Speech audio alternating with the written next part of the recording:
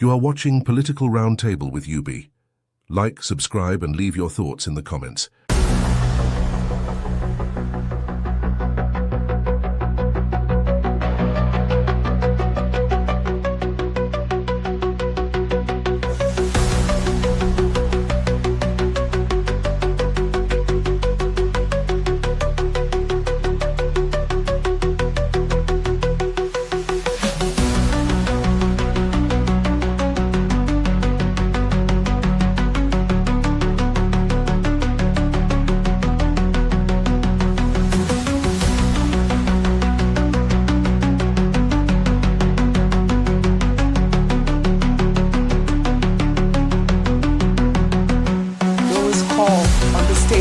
For world peace.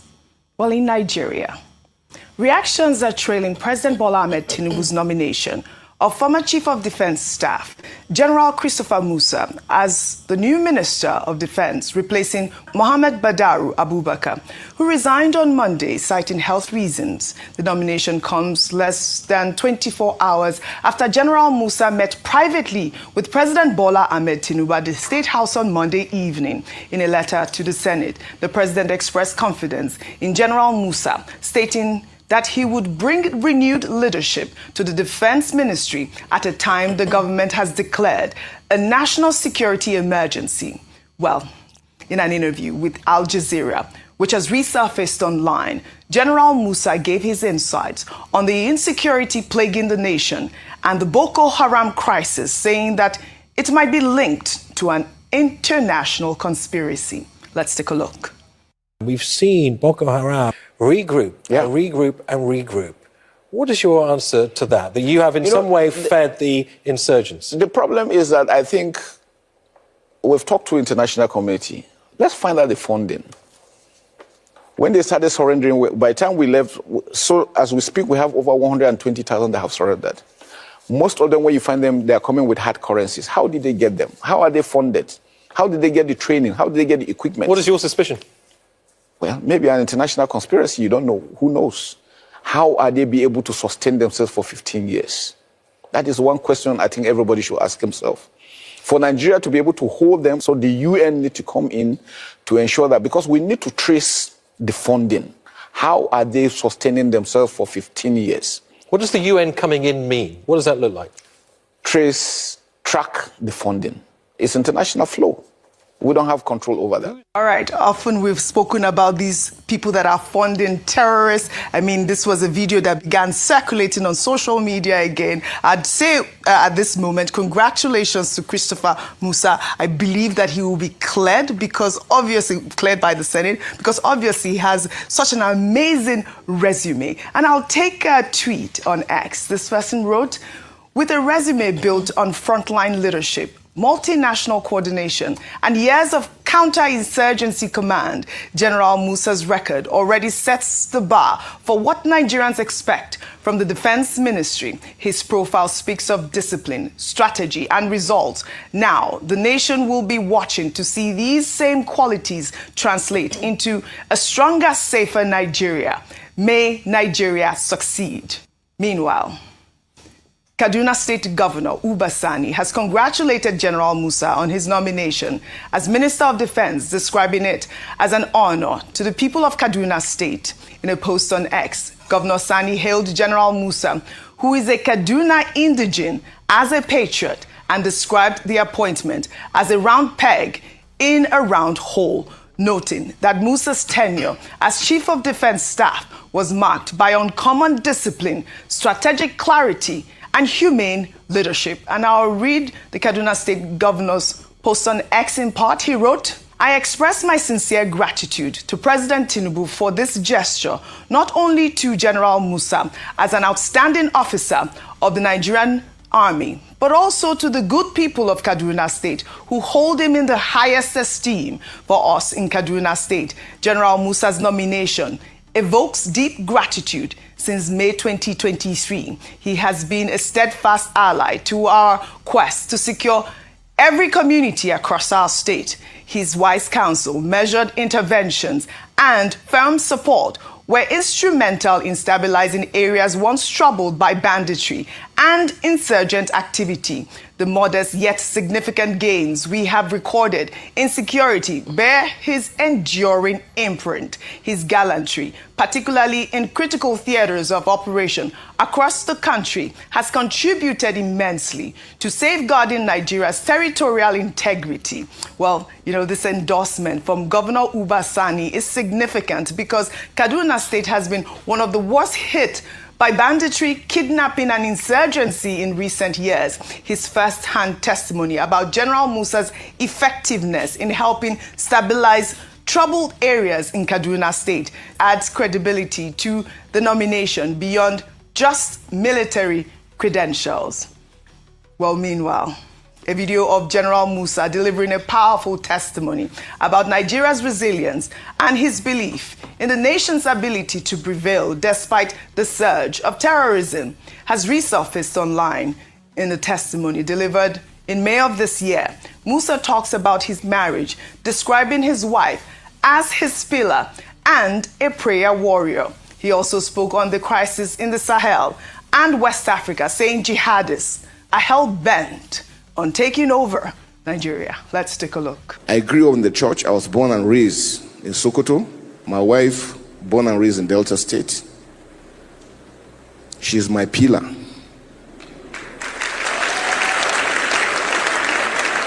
She is a prayer warrior, and because she has learned from mommy.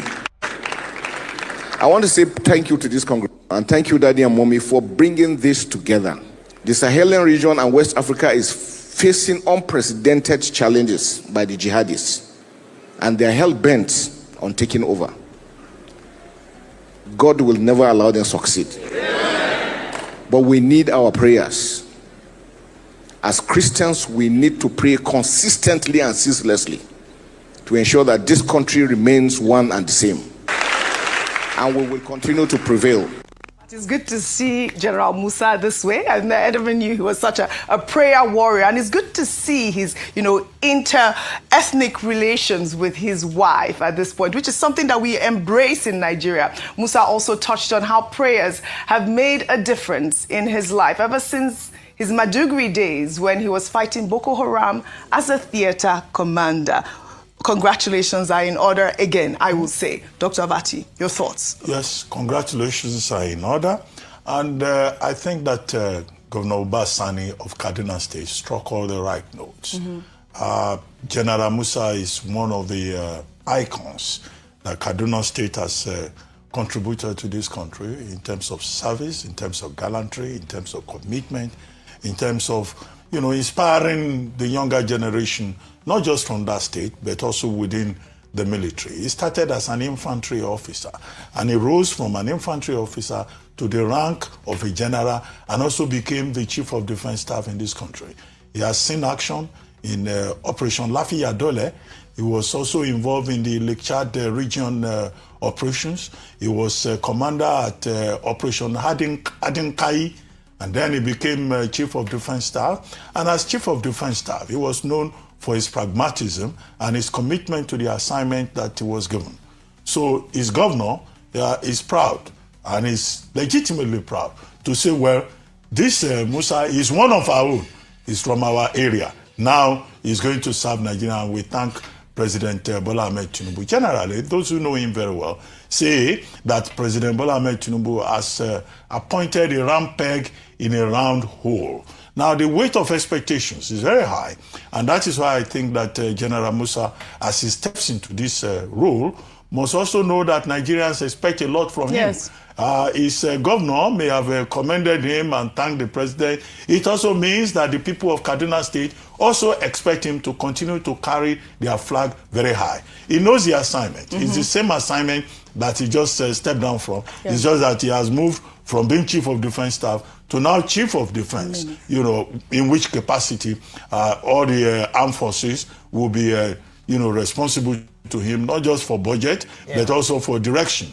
And the fact that he's from that community is also a very clever move, by President Bola Ahmed Tinubu, because he will understand their language, and operations, can be much easier in that regard. As to the fact that is very religious. Well, there are people who say it is not just by kinetic. You also need non-kinetic. So at a personal level, yes. having a prayer warrior wife is part of that non-kinetic. Yes, absolutely. Okay. So, if you have a tough job, like this one we are doing too, for example, and you have prayer warriors around you, then of course, it's easier. But I'll rest my case on the point about, expectations. He made a point about international conspiracy. Yes, that's important. There's something called global terrorism. Yes. And part of the problem with global terrorism is international terrorism financing, which is cross-border, which is international. And yes, there is a conspiracy. After all, this is Nigeria. We're talking about ISWAP. We're talking about Boko Haram having affiliations at a time to Al-Qaeda. So that in itself shows, that there is an international conspiracy involved. And which was why the United Nations began to track, illicit international flow of funds being diverted to commit atrocities and to compromise the cause of democracy in the world. But we welcome him to the office, and he should just, every day he wants to pray. Right. Remember that he has an assignment, that is placed on the rostrum of high expectations. Fantastic. From Nigerians, from the president, and also from the international community, and more importantly, from his home state. Well said. We expect him to succeed. Well said. Congratulations, General Christopher Musa. Meanwhile, a 2021 video featuring the Minister of State for Defense and former Governor of Zamfara State, Bello Matawalle, stating that not all bandits or criminals has resurfaced online, sparking controversy. Speaking with journalists at the Aso Rock Villa, Matawalle claimed that some bandits take the law into their own hands because they are ill-treated by vigilante groups who go to their settlements, destroy property, and take their animals, leading to reprisal attacks. Let's take a look. It's the same, and it's not all of them are criminal. Not all of them are criminal, because if you know, or maybe if you investigate what is happening or what makes them to take those laws into their hand, some of them sometimes were cheated by so-called Nsakai, and I have to ban completely the Nsakai in my state. The Nsakai, those called vigilante group, who normally went to their settlement, destroy their property and take their animals. So, they doesn't have anyone to speak with. So sometimes they are going for revenge. Like if Ntsake attack them, so they will go for the reprisals. So that is what exactly happening. And some of them are living in a settlement where close to a village or town, and they sometimes if there is maybe operation, military operation, the military will go and destroy their properties and their animals. So they are angry with such actions sometimes. So sometimes if you are talking to them, you can understand where they are coming from and you can understand their problems. So it is important we as leaders to sit down with those people to understand what is the genesis first. You can't just, jump and conclude that the person is a criminal. You have to listen to him. What makes him to go into that activities? So this is what to do. So they are not all of them. It's not all Fulani are criminals. Some are good citizens, but due to some circumstances, they subscribe to such a criminality. You can't say all of them are criminals. This video of Matawalle has been widely criticized by Nigerians who argue that regardless of any grievances, bandits terrorizing communities, kidnapping innocent people, and destroying lives and property cannot be justified or excused under any circumstances. The resurfacing of this video is particularly significant as it raises questions about his approach to tackling terrorism, given his position as Minister of State for Defense. Vimbai, I'll come to you on the story. I'd like to just, juxtapose the two stories at this point. We're seeing a minister talking about criminals and saying that not all of them are criminals. I mean, how do you even justify that? And Oji, and you also have to add the dimension of the fact that he's, former governor of Zamfara State, and that the current governor of Zamfara State has raised several complaints and concerns about the fact that he's been trying to get collaboration and assistance to deal with banditry, insurgency, criminality in his state, but it's falling on deaf ears. And you ask yourself, well, if this is the person who is part of the people at the helm of affairs with regards to defense issues, and you look at somebody like General Christopher Musa, who is being praised for the collaborative element that he brought to his home state. And then you look at this gentleman who, in all intents and purposes, seems to have abandoned the security issues of his state. And why is that? Because he's chosen to sanitize banditry, criminality, and insurgency. We cannot sanitize criminality. Now, there is the psychology of crime. And yes, that's a very interesting, shall I say it, school of thought to venture into. However, if that is what the minister is passionate about, that's something maybe he can fund research for criminals who have been prosecuted, convicted, and incarcerated. Those studies happen from the confines of prison. We cannot continue to treat people who are perpetuating all manner of crimes, terrorist activities, from abducting school children, you hear stories of pregnant women, vulnerable soft targets living in fear. People have been displaced. And in all of this, we're trying to create a narrative where the perpetrators of this crime are the victims. They are not the victims in this. Like I said, there is the psychology of criminality, which is something that people can pursue in their own time. And if they want to make investment into, the study of all of that, everybody is welcome to do so. But that's something that you study for people who are inside prison. They're incarcerated because they felt the full wrath of the law. Now, what are the three things that are currently on the table? Number one, people are saying these groups must be disarmed. Number two, people are saying we need to see displaced people going back home. And number three, which really ties in directly to this, is let's see the prosecution of these people. No, we're no longer in the realm of explaining away these problems when they are posing daily, not just an existential threat to these communities and these states, but it's now becoming an existential threat to Nigeria as a whole. So this type of rhetoric and body language, I feel, has no place in this rejigging of security infrastructure that our president is doing at the moment. Meanwhile, President Bola Ahmed Tinubu launched the emblem, an appeal fund for the 2026 Armed Forces Remembrance Day at the State House in Abuja on Tuesday, honoring fallen heroes and serving troops who are confronting security challenges across Nigeria. Tinubu praised the armed forces for their exceptional courage and stated that their resilience is the foundation of Nigeria's freedom and unity, while committing to bolstering military welfare, including new programs to reclaim ungoverned spaces.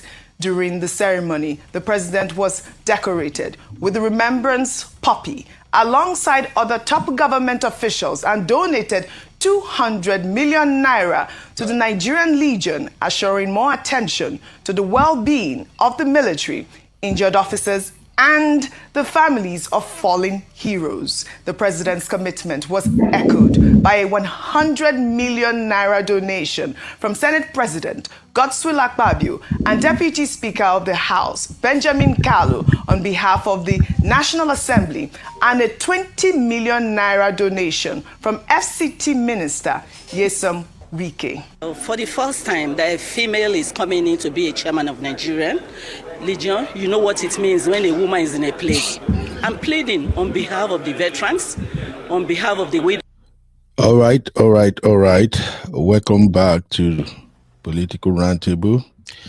This is UB and the Roof Fam. You're all welcome. Let's quickly dive into what's trending right now. So, the new defense minister has been confirmed this morning. And to be candid, this minister comes with a lot of experience. He is a man who knew the terrain and who have served through the Nigerian military. He knows exactly what to do and how to do it. Our fear, if there is any, is hopefully nobody will sabotage his effort. And I would like to encourage us Nigerians to support him. I would also like to encourage Mr. President to give him all the necessary backings, because this is not going to be an easy task. The reason for that is simple. You've heard from Matawale.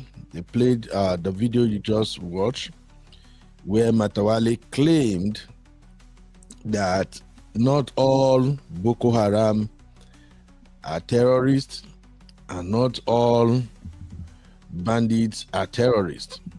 He was excusing their activities, claiming some of them, they have been maltreated, their father, their mother has been pied. That is why they resort to carrying arms.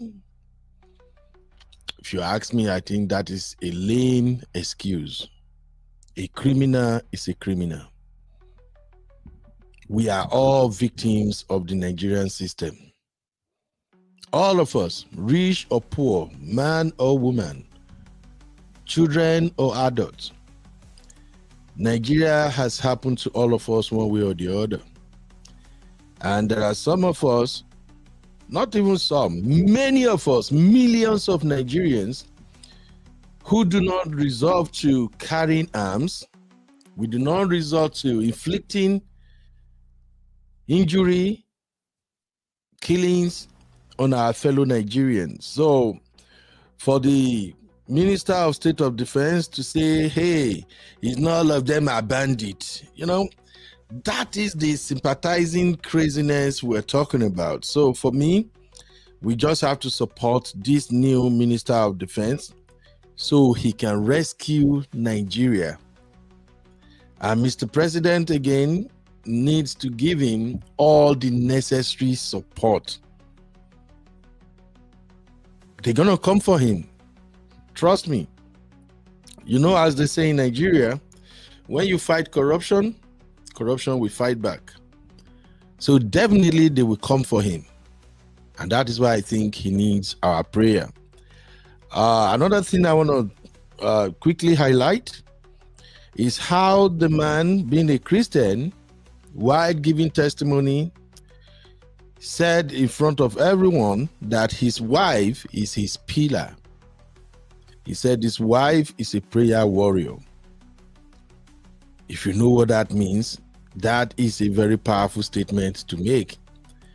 And that is a huge acknowledgement and compliment to not just his wife, but to all Nigerian women, home and abroad, who stands as a pillar behind their husband. Now, I'm going to be a little bit crazy here.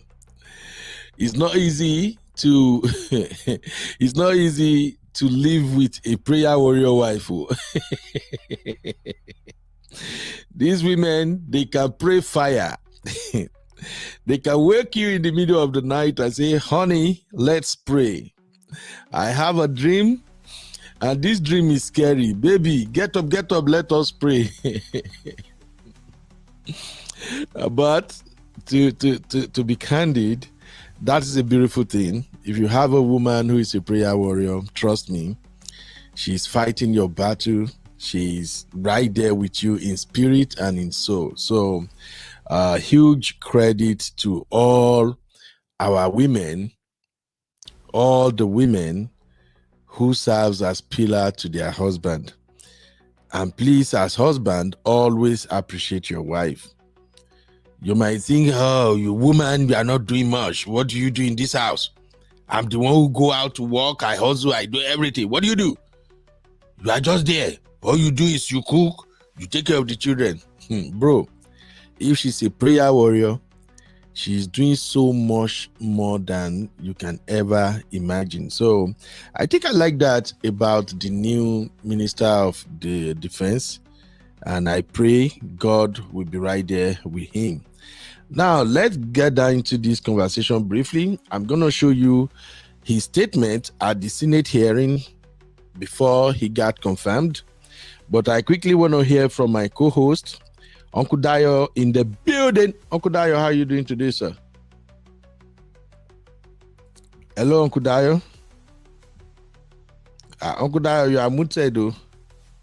I'm fine. How are you? Can you hear me? Yes, I can hear you, Uncle Dayo. How are you doing today? I'm fine, sir. Thank you very much, sir. You're welcome to Political Roundtable. So let's do it again, Uncle Dayo. So far, so good. What are your thoughts about the new Minister of Defense and the statement from Matawale? Yes, actually, what I think is this.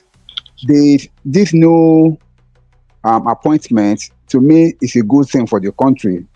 And as we have discussed earlier on, our prayers is that he should be able to work the way he has determined to work. He's a good man, and we know that if given the chance, he's going to perform credibly well. So I just pray that all things work together for him so that he can be able to achieve the purpose which he has set out for. He has been doing it before. All that I just need now is just to be like much more proactive and much more updated on the recent happenings and do the right thing. But we are very, very optimistic that it's going to work and get us the result. Thank you, sir. Yes, sir. So Matawale said, well, not all bandits are criminals. In other words, you can't just go there and buy them or bomb them. All of them are not criminals. They are just unaliving, kidnapping, and destroying villages because they are angry. What are your thoughts, sir? Actually, Matawale said something that a whole lot of people have given him backlash on it. However, what he's saying from my own understanding is that he's trying to see things from the side of the bandits. He was claiming that most of the reactions from the bandits are retaliations. Maybe because, for instance, now, maybe the Fulani carry their cows into people's farms to go and graze, destroying their crops and all. And the people buy those cows, and then the Fulani will now come back to come and start unaliving them, destroying their lands, destroying their villages and all. So that he was talking in that context, that it was because of what happened, blah, blah, blah, to them. But the real truth about this is that he's shying away from speaking the truth. Open grazing should not be allowed in the country, particularly when some Fulani herders go freely into people's livelihood, into their farmland, and put their cows to be grazing on their crops, destroying all their hard work over the months, only for their cow to be eaten. And now look at how painful it is. Some of them even videoed this thing. They videoed their cows destroying people's crops in their farms. And if anybody should try to stop them, they are ready to unalive that person. So he was not talking about that. And these are some of the people that will say we have some bandit sympathizers allegedly in our government here. So to me, it's boiling towards that, because how can you come out to say that openly? Now, I would have understood him if he said, not every Fulani in the country is a bandit. Yes, we have been living with Fulani for years, and not all of them are bandits. But among them, among their elders, not all Fulani elders are bandits. You can say that. But among them, there are some criminally jihadist-intended people that are using this to destroy people's life and to destroy people's occupations and all. So if he had said it like that, people will have really understood him. But for him to come out openly to be saying not all bandits are criminals. Even the word bandit, what does it really mean? It's not criminally intended. So I want to believe the Minister of State for Defense does not really know what he was saying. Thank you, sir.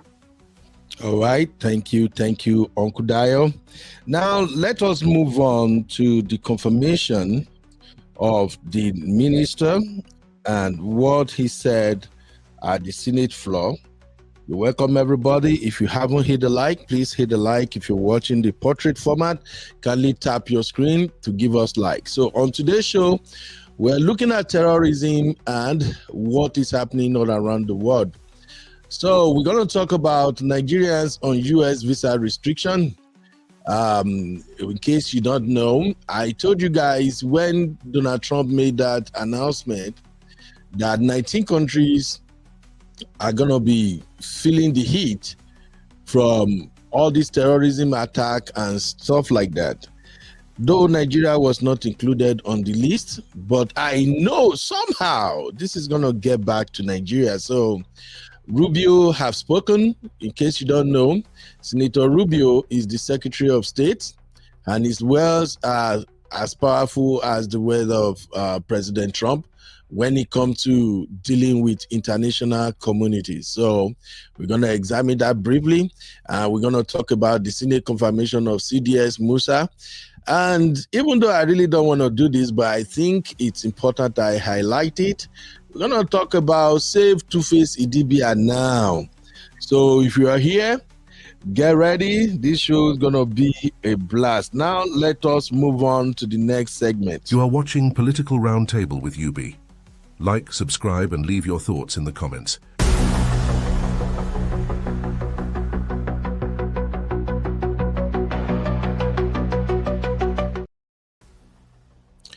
All right. Welcome back. So that they will know you. Thank you very much. So what you're about to watch right now is the statement by the new Minister of Defense, Sigji Musa. These are his words during the Senate hearing and confirmation in Nigeria. Your Excellency. Your Excellency, the President of the Senate and Chairman of the National Assembly, Distinguished Senator Goswill Obot Akpabio, GCON. Your Excellency, the Deputy President of the Senate, Senator Barrow Ibrahim Jibrin, CFR. The Principal Officers of the Senate, distinguished senators, the Special Advisor to the President on Senate Matters, Senator Bashir Lado, CON. I feel highly privileged and honored to be here standing before you in this hallowed chamber. I feel blessed and privileged. Last time I was here, welcome, Eniola. How you doing? Was as a military man. Today, welcome, Sister Yikus I'm Pepe. standing here as a retired general. To God be the glory, sir. I am Abi. How you doing? General Christopher Gwabin Musa, retired, the 18th Chief of Defense Staff, Armed Forces of Nigeria. Standing here as a great honor to present myself as nominated by Mr. President as the Minister of Defense of the Federal Republic of Nigeria. I was born, sir, on 25th December 1967 in Sokoto. I spent my formative years in Sokoto before I went to the Nigerian Defense Academy as a member of the 38 regular course. I was commissioned in 1991 into the Infantry Corps. And I've been there all through my career. I've had the privilege of serving my country.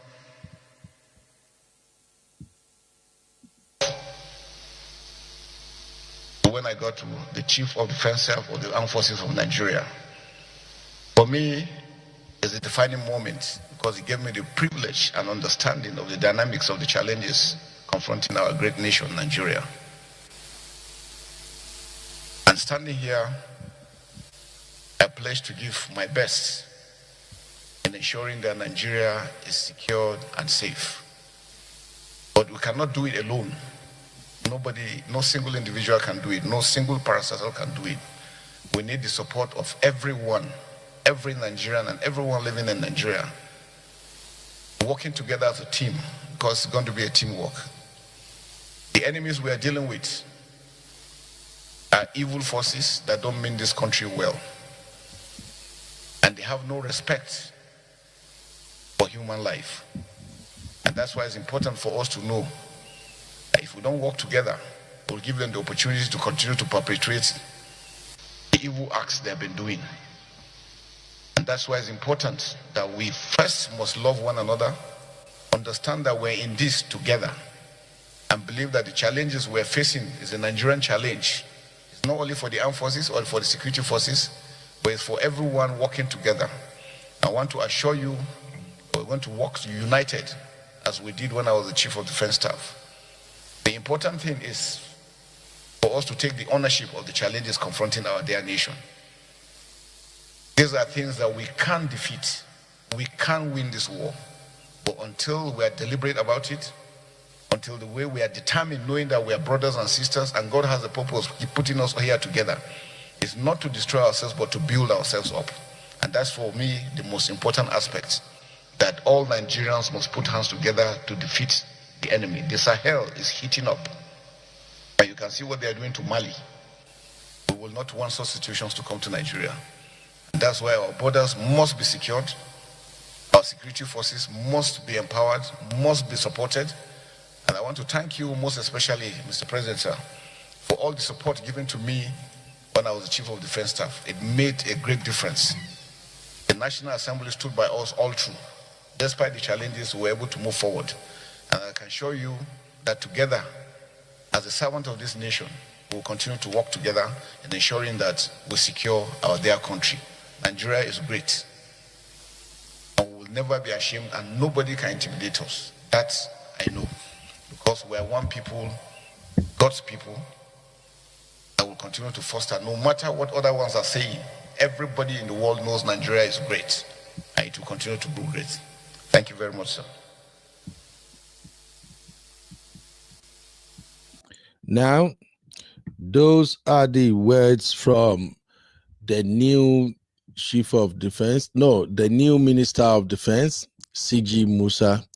As you can tell, he's a man of few words and a man who do more in his actions. I truly, truly believe this man can turn things around. And I want to remind you guys of what happened in the recent past. If Uncle Dayo is here with me, Uncle Dayo should be aware of this.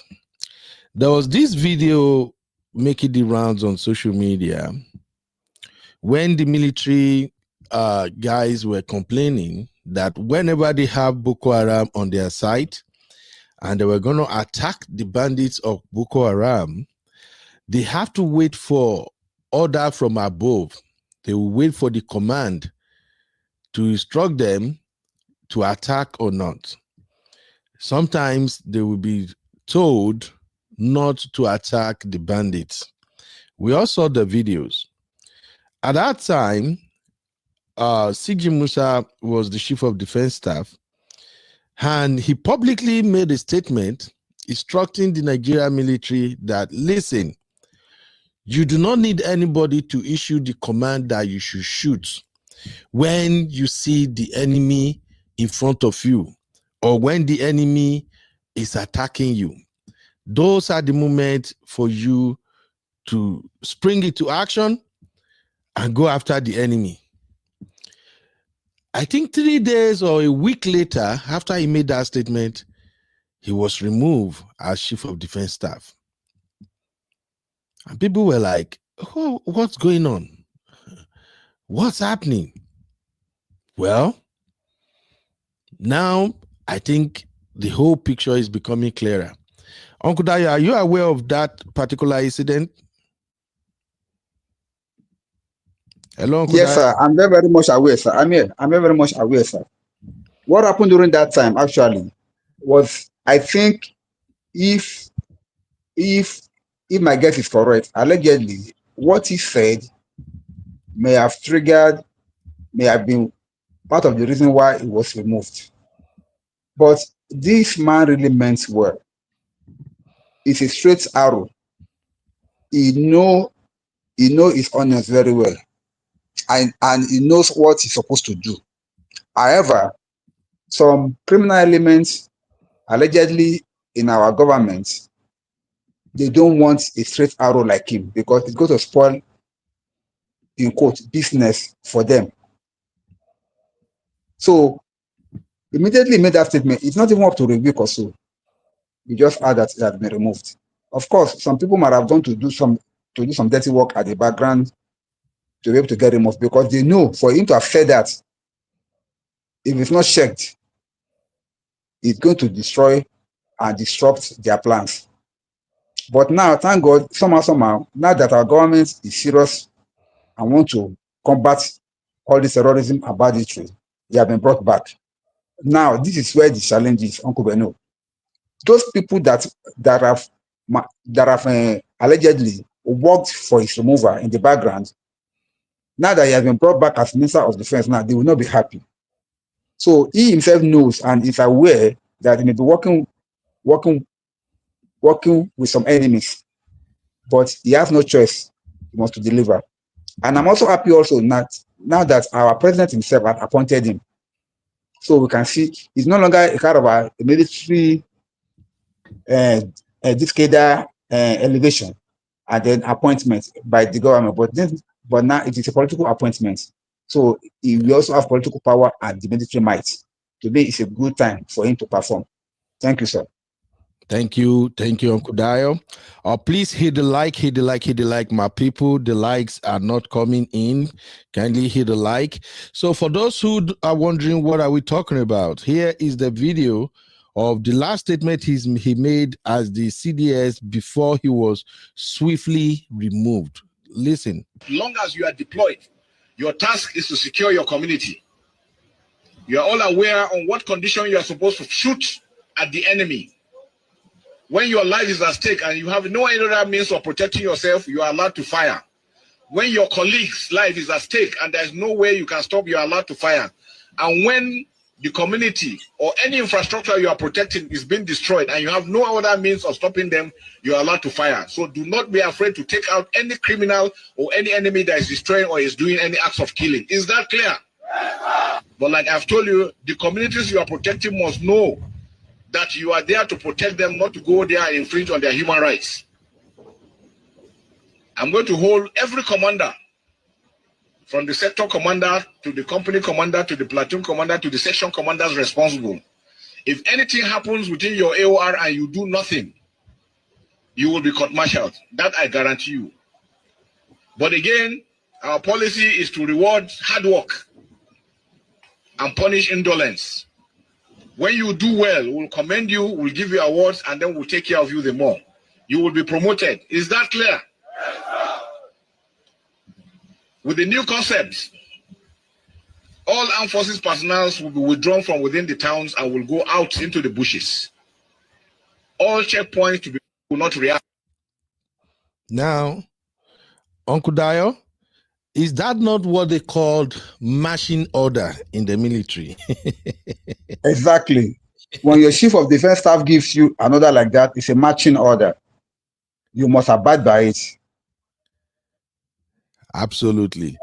Because I think I still remember in the military, I've never been, I wasn't from a military family, but growing up in Nigeria, we've had many stories about how the military operates, and we know that you have to obey the last command. So when I had General Musa gave that order, I said to myself, like, yes, this is the type of leader we want in our military. This man is saying to the soldiers, you got to fire. You do not have to wait for any command to shoot. And you heard him there telling them, you will be rewarded if you do the needful. I guess the cabals, the so-called terrorist sympathizers in the government, they don't like that. Because all we get to find out later was he was removed. They removed him, knowing fully well that, oh, this is going to be messy. So I just wanted to highlight that real quick to our viewers. Thank you, everybody, for watching. Please, if you are watching the vertical live, kindly smash the like button, tap on your screen. You may have to tap twice in order for you to ensure that you like the video. And if you're watching the regular format, please take just 2 seconds to hit the like. Now, let us move on to the next story. And I think we have to pay attention to this particular one, which is Nigerians on U.S. visa restriction. I will be right back. You are watching Political Roundtable with UB. Like, subscribe, and leave your thoughts in the comments.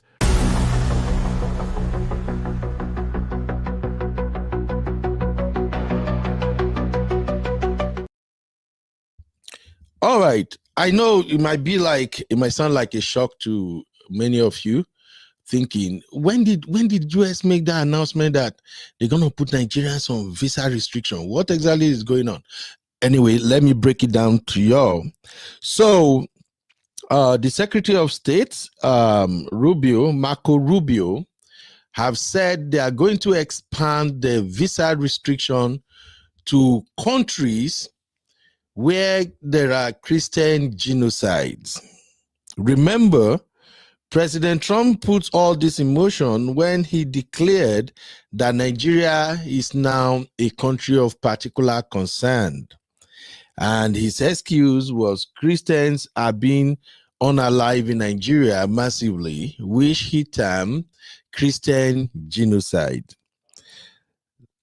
After that, an Afghanistan national attacked 2 American soldiers in Washington, D.C. And that prompted the Trump administration to now put 19 countries on visa restriction. Today, they have expanded that restriction to include countries where they are Christian genocide. And by so, it means Nigeria is now indirectly under this visa restriction. But here is the good news. The visa restriction is not applicable to the entire Nigerians.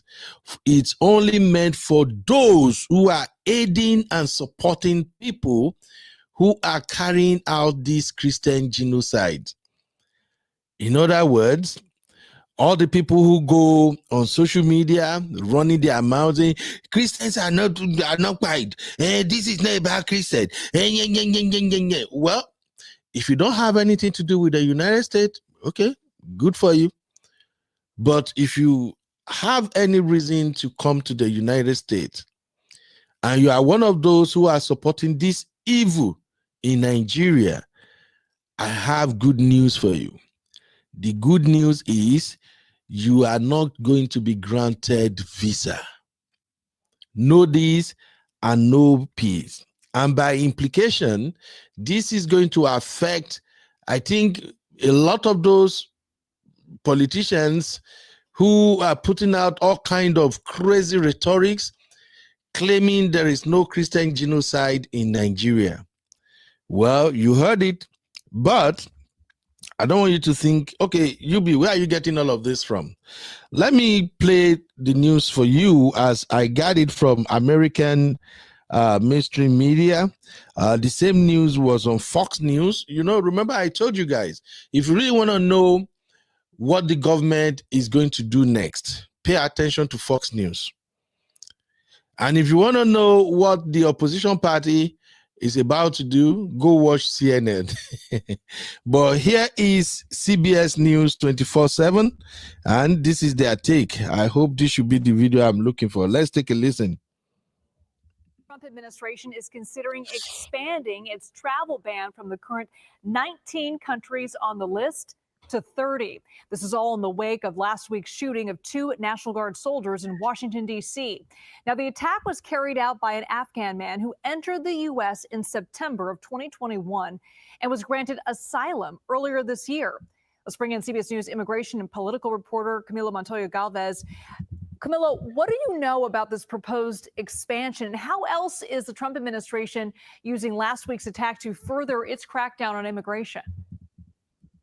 Well, President Trump continues to escalate that crackdown on immigration that he promised to enact during the 2024 campaign for president, this time targeting legal immigration avenues into the U.S. And just to level set, back in June, the president issued that so-called travel ban that partially or fully restricted immigration and travel, legal immigration, from 19 countries like Afghanistan and Iran in Asia, and also African countries like Somalia and Sudan.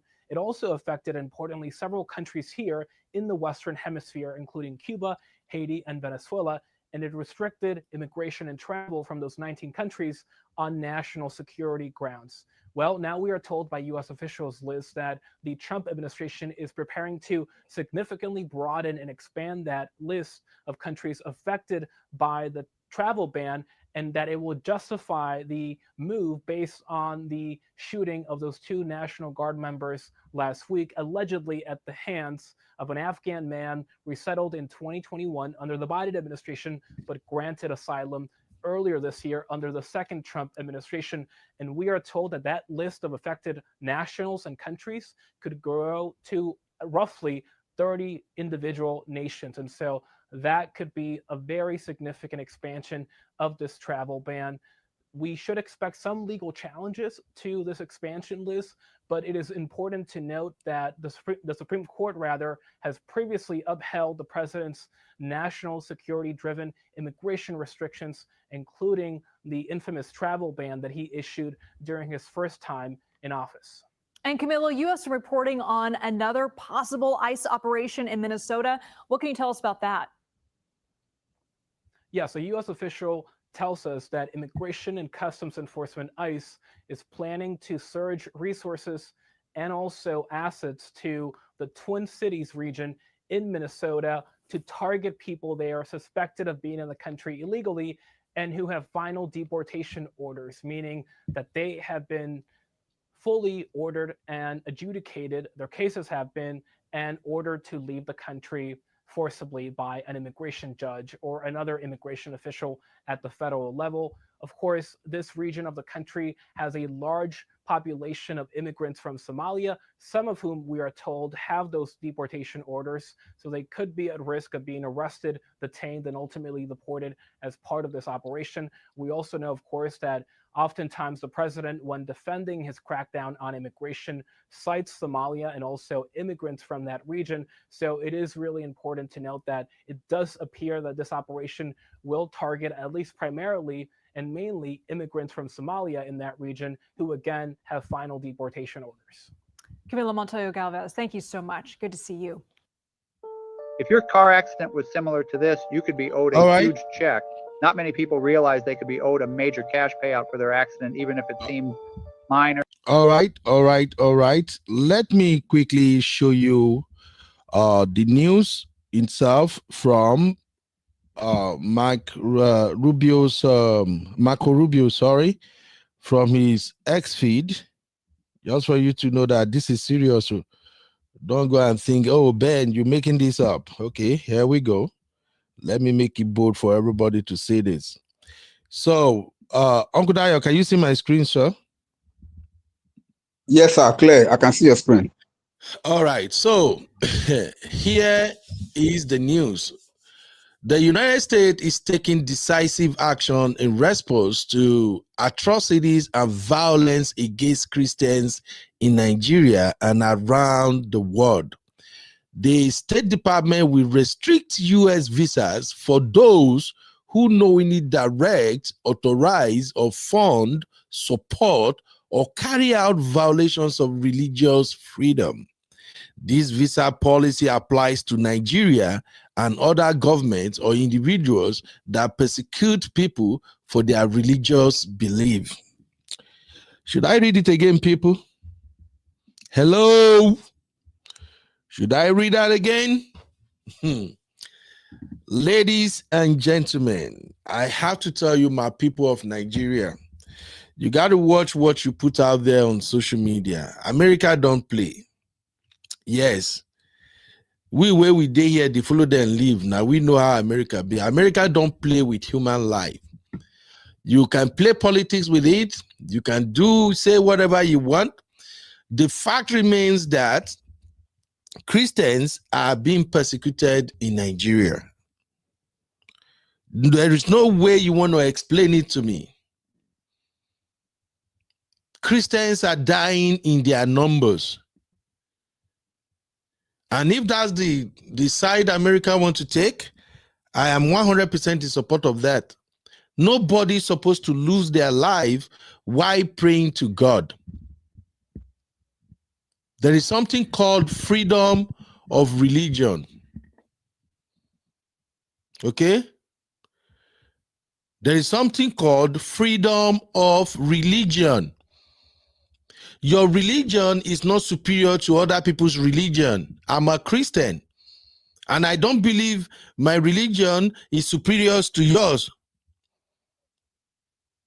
We are supposed to coexist. And if people decided that they're gonna start unaliving people because of their religion, then United States is right. 1000% right to do whatever they want to do to defend Christians. So this visa restriction, I'm in support of it 1000%. So those of you people in Nigeria, or if you are here in United States, and you go online every time, you are running your mouth saying, there is no Christian genocide in Nigeria. Everybody dies in Nigeria. They kill everybody. Yeah, they attack everybody. But where are the videos? Show us the videos. Yeah, it's true. They have land touches, headers, farmers, they be fighting. Yes. But when you go into a church, killing and kidnapping people, that, my dear, is persecution. And I do understand that if you are not a Christian, you can never ever understand the meaning of persecution. If you are a Muslim, you understand haram, right? Haram, haram. You know, I'm not against that, because according to the Islamic religion practice, if you are not doing what they do in their own beliefs, they consider it haram. The same goes to us Christians. If you are killing Christians because they are worshiping God, that is known as persecution. And the moment you start killing 5, 10, 20, 50 Christians at a go, that's a genocide. Open your book now. So for me, I'm 100% in support of this step. And God bless President Trump. God bless Secretary Marco Rubio for taking this step. It's about time. I've been saying something ever since we are covering this issue, that if you are in the comfort of your home and you are watching this news, or maybe you're listening to the news in the radio, you're going to feel like, oh my show, oh, we're so sorry, some people died. Hey, yeah. You won't really feel it. Wait until they buy your husband, or they buy your wife, or they buy your children just because they went to church. Just wait for it. I pray this will not happen to anybody. So I'm saying this in this tone for you guys to understand that if America can declare the killing of Christians in Nigeria as Christian genocide, nobody should be trying to fine-tune it or spin it or anything. When people go to church, they just want to go and pray and worship God. That shouldn't be their last journey on earth. So this visa restriction, I'm 1000% behind it. And this is really, really good, because now when you apply for visas, they're going to ask you to submit your social media handles. They can find you anyway, but they just want you to submit it. They're going to go back and comb your post, what you like. Those of you that you will go, you see something on social media, just like, Pam, no worry, they are waiting for you. Uncle Dayo, please, what's your take on this particular one? Hello, Uncle Dayo? Oh, maybe Uncle Dayo is out of Yes, sir, I'm here, sir. I'm here, sir. What's your take, sir? I'm here. Can you hear me? Yes, but Uncle Dayo, I can hear you. Now, the thing is that Nigerians should expect more sanctions until we change our stance and until we really come together as a country to confront this menace called terrorism. When our key leaders, or when some of our key people are denying the obvious, of course, we can only it's like somebody that is that is being beaten by the rain, you are soaked with the rain, and you are saying that, no, the rain is not falling at all. Who are you deceiving? You're only deceiving yourself. Exactly. Because you are the one inside the rain, and you are being beaten by it, and you are still denying that there is no rain. These are the issues. So when America, America has gotten facts and figures. They have people on ground here in Nigeria. Maybe these people don't know that they have people on ground here in Nigeria that are doing investigative journalism, and they're giving them reports. Like that other time that you brought this website. I've forgotten that website of some Americans that are here in Nigeria that are doing their own investigation about. Yes, God bless you, sir. Now, those people have been in Nigeria for long, and they have evidence of informations with videos, with facts and all of things that happen, even before they happen, and what they have done to try to prevent it by sending it to all our own authorities over here to take action, which they did not take any action. All these things have been documented, and they have it on their website, and the American government have everything like that. Moreover, even our American military also, they have their own satellite that they are used to monitor everything in Nigeria. It's not because of anything. So they have the fact, no matter what we say, if you are speaking the truth, they will know. If you are speaking a lie, they will know. So that's why I felt so bad when some people would just come out and be saying, and be speaking with the two sides of their mouths, as if people out there don't know what is going on, that they're the only one that have access to all this information. All this information is that they are all out there. People can see it, people can read them. People, thank God for this life of social media now. Nothing can be hidden that much anyway. So far you can record, so far you can get your documentation, so far you can put it online. People will see it, people will hear it. Now, look at it. You said something the last time, sir, that you have never had any cogent mainstream news reports from Nigeria. It is because the government has succeeded in making our news media to be dormant. That is, they only speak what the government wants them to speak. Yeah. You cannot pinpoint anyone that say, okay, this one, they are okay. They will always say the way it is. Of course, with an exception of maybe one or two of them that can still say something, but most of our mainline news media have been silenced because of fear for their own lives. We have people that have come out before in the past, and then they are either forced to leave the country or they are under the threat of their own lives. So these are the issues. In a country whereby there is no freedom of speech, people cannot talk freely, they will come after you. In a country whereby we are having people being spied on a daily basis, almost on a daily basis now, because why? Somewhere around the country, even yesterday, that was still killing in my town, in Kogi, around my town there, in Kogi State. There were still spying people there. Just this morning, 3rd of December. So what are we talking about? Banditry and terrorism. They still attack a man on the road going from one village to the other. They shot him, but luckily the man escaped with gunshot wounds and it's not critically being attended to. These are the things that we are talking about. And some people are saying that there is nothing like that. No, it's not. It is happening, I will know it. But I am in support of whatever they want to do, at least to like make it make sense.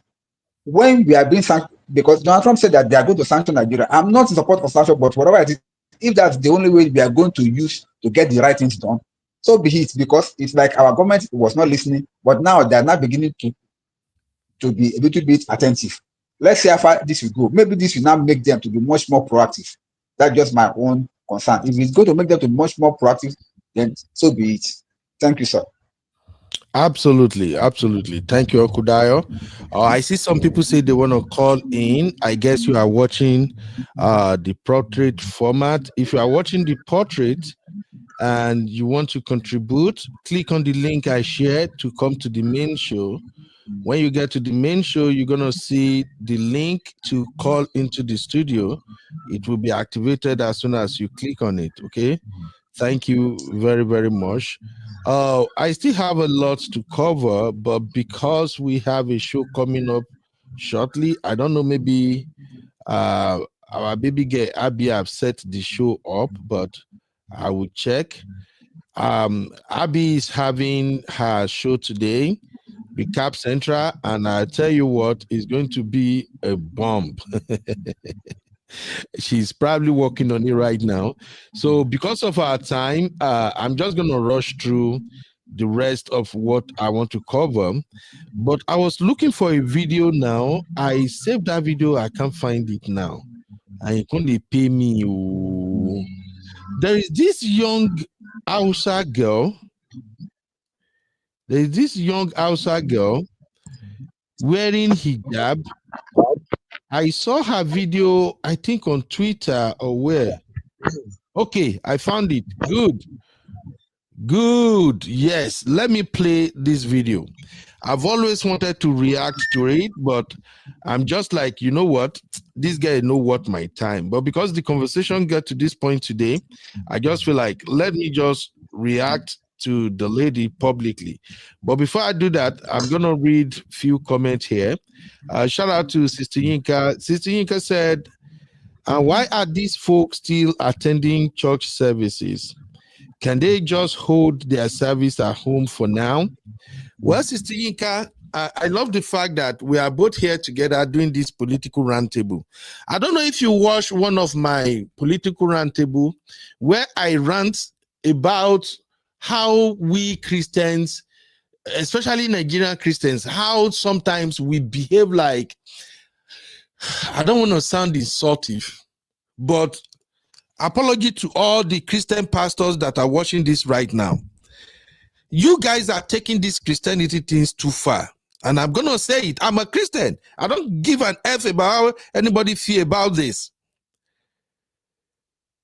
If you don't go to church for 5-10 years and you know the God you serve, nothing will happen to you. You will progress. Nothing will befall you. Let me just say it loud and clear. Because in Nigeria, these so-called pastors and preachers, they have so brainwashed Nigerian Christians to the point that people felt if they don't appear in church, hey, I'm dying today, I don't go church. This thing is painful. I give God the glory for the fact that I am one of those people who have the opportunity to live in 2 different countries. Developing country and developed country. And I see how Christianity is practiced in Nigeria, as well as how Christianity is practiced in developed world. Right here in America is where I get to realize that going to church is just to fulfill just one command in the Bible. Just because God said, where 1 to 3 or 2 people, where 2 or 3 people gathered in my name, I will be present. The church is just a freaky building. As a family man, as a family woman, with kids, you, your husband, your children, God is already in your midst.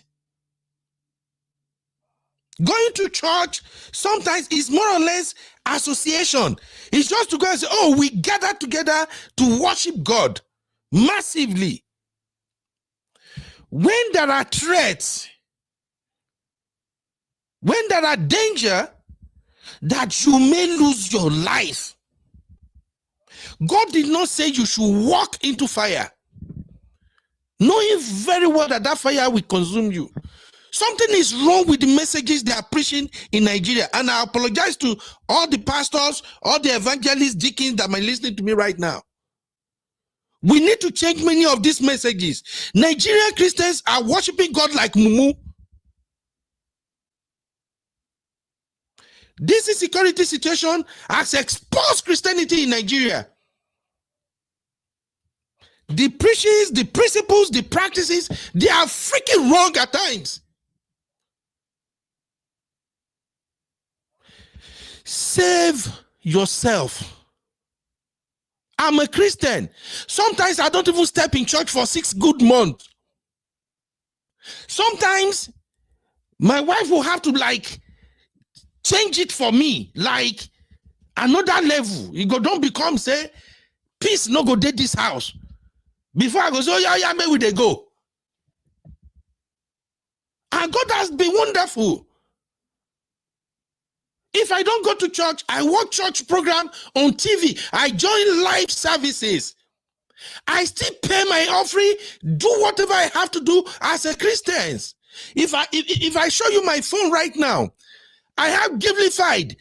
Many apps, when they take give church, I get them. I'm not just the type that I give, I want to talk, but I'm sharing this with you for you to know that when your life is in danger, stop listening to your pastor that tells you, oh, if you don't come to church, hey, you can't fight this evil. It's all bullshit.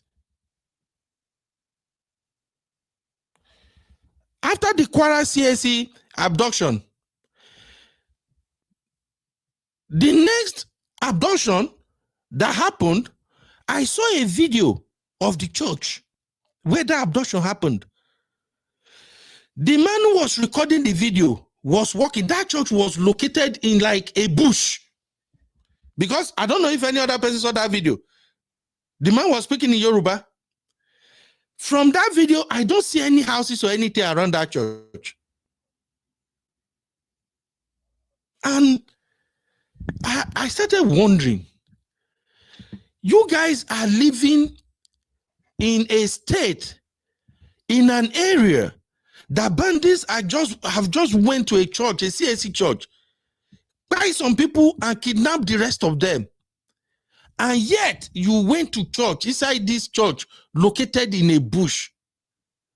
Are you kidding me? To me, it just felt like they carry themselves, say, hey, bandit, oh, we are here. Please, come and take us. That place where you go enter that church, they pray, where they kidnap them. So, if you call police, I doubt if police can get to that place in like 2 hours or 3 hours.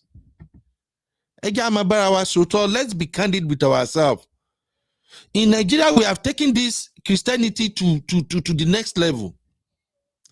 And in all of these killings and crying of Christians and everything that is going on, the religious leaders, the pastors, that you were thinking, if I no go church, Daddy Gio will know I'm not here. Daddy Gio must see me. Choir master will say, hey, I didn't come. None of them is speaking up. None of them. It took dragging, like literally dragging the blockers of your famous jet riding pastors before they start coming out and make one statement. After that, have you heard anything again? They have all disappeared. Baba Adeboye made this whole statement. Boom! I just knew that the next Sunday service, it will all be all about statement. And what happened? After Baba Adeboye made the statement, the next Sunday service, they are killing Christians. I raise fire. They started speaking in tongue. Oh, can you guys just stop the book rap? Can you please stop? Well, my advice for you is this. If you know where your church is located is not safe, if you know where your church is located is open to terrorists and bandits attack, if you go church, if they kidnap you, you are on your own. If they like, may they take gun, yash, blow your heads off. That's your own problem. Because safety comes first. The people we don't turn their head upside down about this religious thing, that tell you heaven is the goal. Heaven is the goal. You every Sunday you have to be here. You have to come to night vigil. You have to The same energy they use in confusing you that heaven is the goal, heaven is the goal. Be here, die here. Oh, church, you have to know church at night. They are not using the same energy now to call on your president to protect you. I even saw one, whoever made that one, you say bishop, but whatever that one be, came out publicly and said, even if 1,000 people, 1,000 Christians are unalive, it does not qualify as genocide. And I look at that man like this, say, God, I don't want to offend you, God. You say, do not touch my anointed. Baba, I know sure say, you are not the one who anointed this motherfucker where they talk right now. Christian, you got to be smart.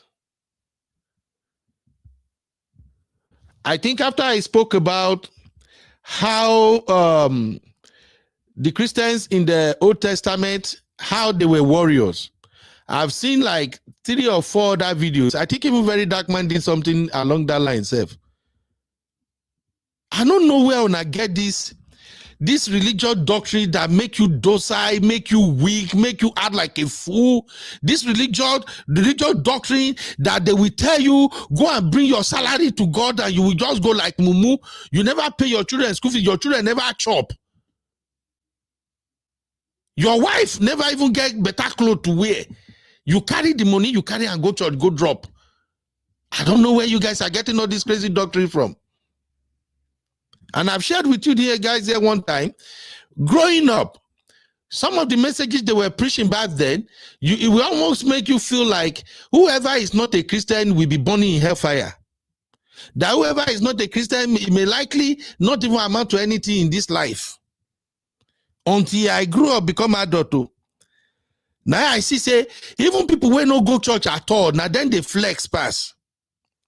Until I grew up, now I can't realize, say, even this, our Papa Gio, now then they enjoy life pass. Have you seen their houses? Have you seen their mansion? Have you seen the car they are driving? Let's not go there. I usually don't want to like dabble into their matter because anytime I talk about their matter, it invests me. But with this killing and everything that is ongoing, if you are a Christian and you carry your mumu head, you know, say your church, therefore, you know, their city where you are protected. You know, say your state. Right now, if you are in the middle belt or you are in the north, and you know, say the environment where you day is not safe, the bandit may likely come and attack. And you wake up, you carry your head, say you they go church. If they kidnap you, you will suffer for nothing. Wallahi talai. It doesn't take anything, no. If you feel like, oh, I don't think it's safe to go to church today, call your children, call your wife, lay down, pray to God, do your worshiping, everything. If you are a tither, send your tithe to your church. If there is no need to send your tithe to your church, go online, type go download Givelify. You will see many churches there. If you are a tither, pay your tithe to any church. Stay the fuck in your house. You are safe. It's not by fire, by force. Your pastor will not remember you if anything happened to you. They will only pray for your soul. I just say I should just say that based on waiting Sister Yinka talk. So because I'm sick and tired of this. Una go take una leg, waka go enter inside trap. Okay, oh. Anyway, let me just round up this show because this Christianity, they annoy me anytime I talk about it. Uncle Dai, I don't know if you want to say anything to that. Make una no verse. Apology to all the pastors and everybody that might be watching this. So, for those of you who are worshiping God in truth and in honesty, God will reward you. Those of you who are teaching the right message, the right gospel, God will reward you. But you see those ones that are fine-tuning the message, brainwashing people, turn church to business, I leave them to God. Uncle Daya, you want to say anything to that, or we can just move on to the next one because I know say this one they hot small. Let's move on to the next one, Uncle Benu. Thank you, sir. Because I'm taking a big show, and we are taking time. Let's move on to the next one. I think Abi show is 2:30 from my time anyway. But let's just talk about the last one, and we'll be out of here. So I don't know if Abi will cover this one anyway, but Let's just do a little bit on it. You are watching Political Roundtable with UB. Like, subscribe, and leave your thoughts in the comments.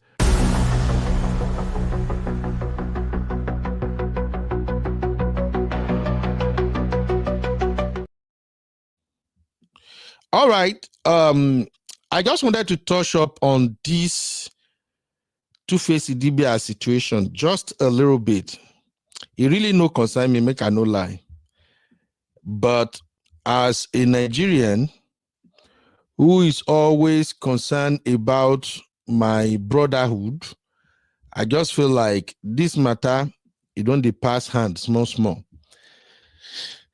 May we just examine and small. Then if Abi and the rest of our sisters, if they want to come back and do a show on it, that would be great. Thanks for staying with us. All right. So TVC ladies, they reacted to Tuface situation. And I just wanted to emphasize one small thing. We all know the news. In fact, almost all the blogs and all the YouTube channels, they are all talking about the Tuface situation now. But what caught my attention is the fact that I think Tuface is in danger. And we are playing with it. Like, Nigerians are not taking it seriously. They just feel like, God, don't catch him. He do this to Annie. Me himself here and now.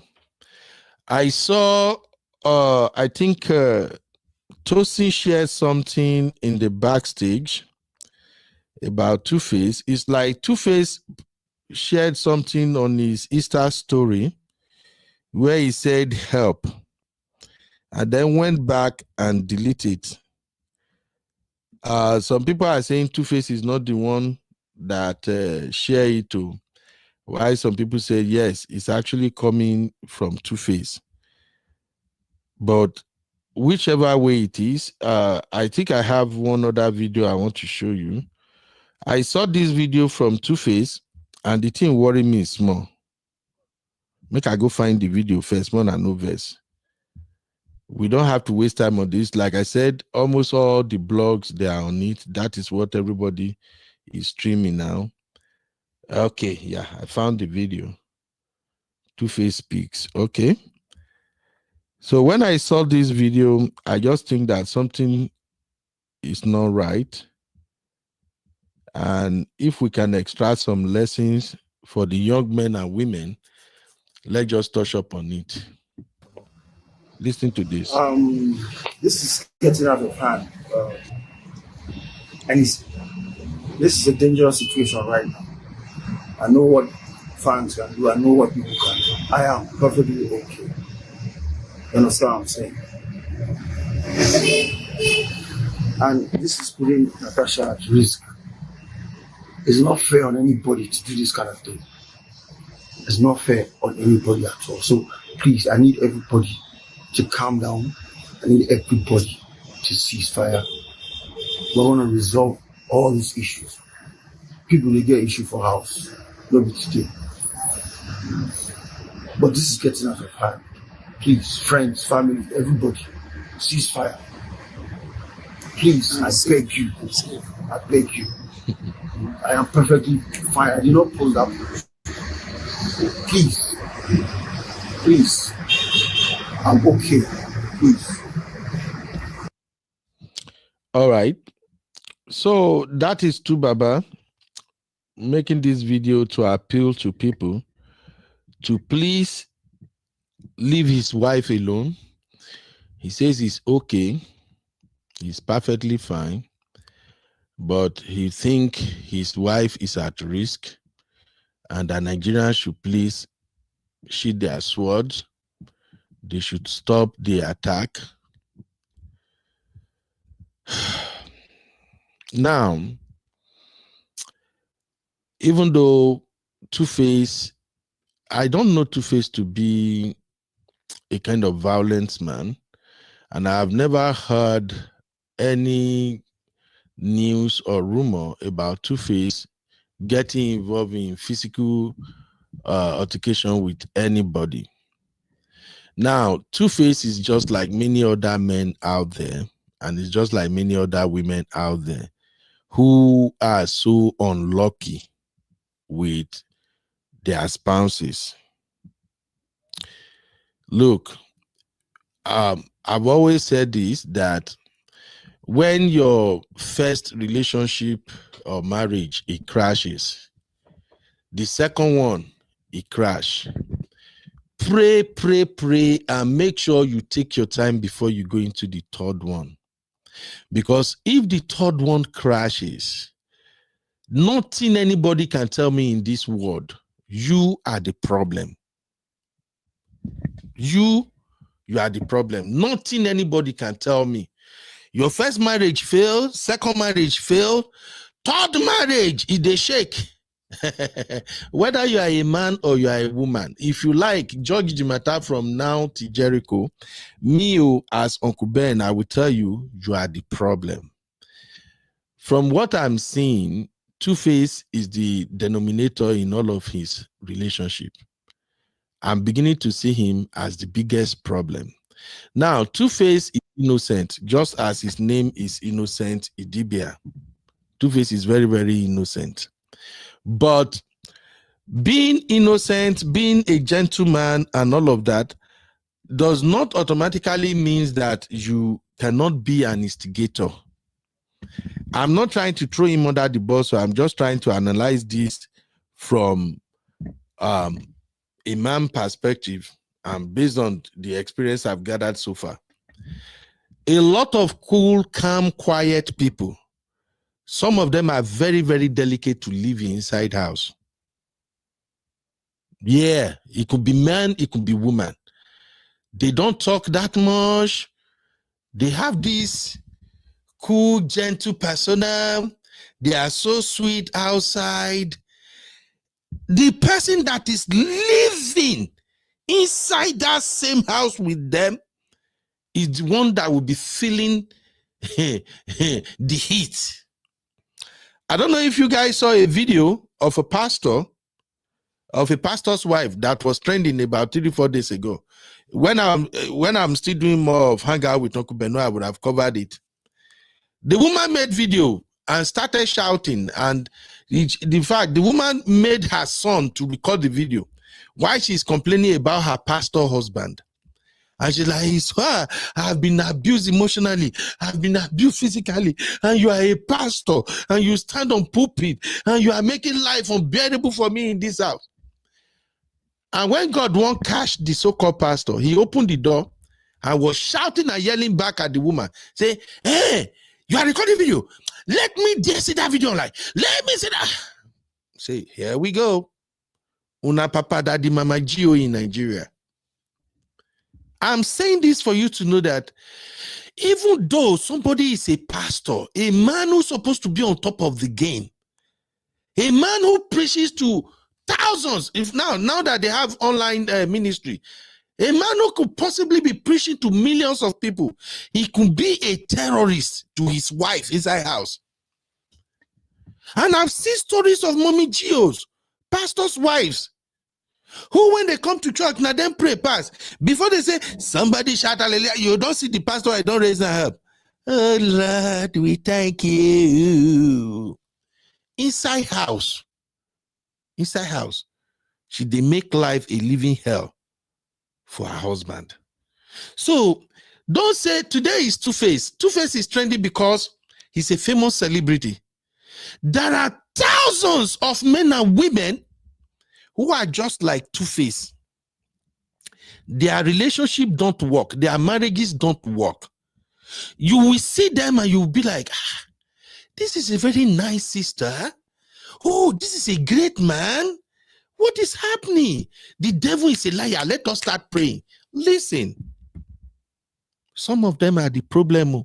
So in the case of Tuface, after our big show, I will still come back to do another show.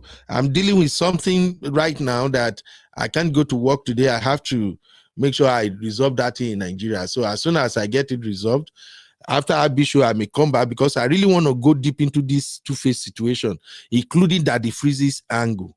But all I have to say is this. Tuface is not a victim. Tuface is not a victim. Natasha is, I don't know her one-on-one, but based on what I've seen about her, the way she dressed, how she carry herself, and now that we are beginning to hear her speak, that Natasha, I'm sorry, that is not a woman a reasonable man should pitch his tent with. But Tuface has gone away with so many things. You know how people go they do some baba shit and they get away with it. So Tuface has gotten away with so many shit. Tuface has broken so many hearts. Tuface has made many women cry. One of the things my mama taught me, may God bless my mom's memory, is that whatever you do, don't ever make your woman cry. I don't know the meaning when my mom was saying all of that. Because we are poor, money no day. So all those things, but you know all these old people, when they don't say don't reach the time to go, you get some lessons that they go dish out, it not go make sense. Now later it go make sense. My mom taught me, whatever you do, don't make a woman cry. Don't. Tuface has made many girls cry. I was going to ask Tosin and B-Flex to help me compile the list of women that have cried because of Tuface. There are many that you don't see. Tosin sent a video to me. It was because there are some glitches in that video. That's why I did share it. Tosin actually went back to the history of how Tuface started. There was a girl before even Annie. In case you don't know, I was watching that video, but because I don't know, maybe Tosin was sleeping when he was editing that video. I just say, oh, Tosin, you may have to redo this video. I didn't know about that, but Tosin dig it out. There was a girl before Annie Idibia. And before Tuface married Annie, Tuface don't already get picking with 2 other women. Then you marry Annie again. Imagine 3 girls, 3 women crying because of you. I don't know. So for me, I'm more concerned about the lesson we can take away from this. Let's help Tuface. Let's pray for him already. But my instinct, everything in me is telling me that God just wanted to punish Tuface. He will get through this. One way or the other, by God's grace, he will get through this. But I just feel like God just wants to punish Tuface. And he's like, look, bro, you have made people cried in the past. I don't know if you guys have ever cried because of love before. But I told you, my heart has been broken once. And I thank God that's the only time my heart has ever been broken. And the pain I felt from that, anytime I see men or women going through madness in relationship like this, and they are crying, I can feel it because I've been there. Do you know what betrayal, disappointment, what it looks like? Do you know what it means to give your heart to somebody? I know for those who have never experienced genuine true love, you will know what this thing looks like. When we were still covering relationship here, I told you guys before that if you can explain the reason why you fall in love with your man or your woman, you really don't love that person. You don't really know what love feels like. Love is a spirit. It encapsulates you, it captures you, it grips you. True love is a spirit. And love is sweet. When you are truly in love, you don't make your partner cry. When I say, I can't forgive her, I can't forgive him, you know love am near. If you have genuine love, like strong love, you guys will have issue, fight. And fight when we say they hot. You guys can settle it over ordinary drinking of water. You guys can settle it over maybe your wife will possess you yesterday when you depart and say, this woman, I will show her pepper. If you truly love that woman, the next day, she fit just waka pass. When you just say, you know, see him with a woman, see how they waka pass now. Just go make food for me, Gary. Fight, don't stop. True love is different. If you have truly experienced love, you will know what it means when somebody breaks your heart, when somebody betrays you. I've always said this to the young men that I met every time. I used to tell them, do not make love to a girl if you promise that girl love and you know you are lying to her, I say it to them all the time. Some of them have grown now. Come back and say, Uncle Ben, you are right too. I tell them, you can do your young boy stupidity, your shenanigans, your nonsensical thing here and there when you are still between maybe age 20 to 25. You can do your thing. But when you tell a woman, I love you, you are the best thing in this world to me, and deep down inside your heart, you know you are lying to that woman, that all you wanted to do is to get between her feet, don't do it. If you're hearing my voice right now, tell your sons, don't do it. Having, I don't want to go raw now. I wish that they use for this thing, self.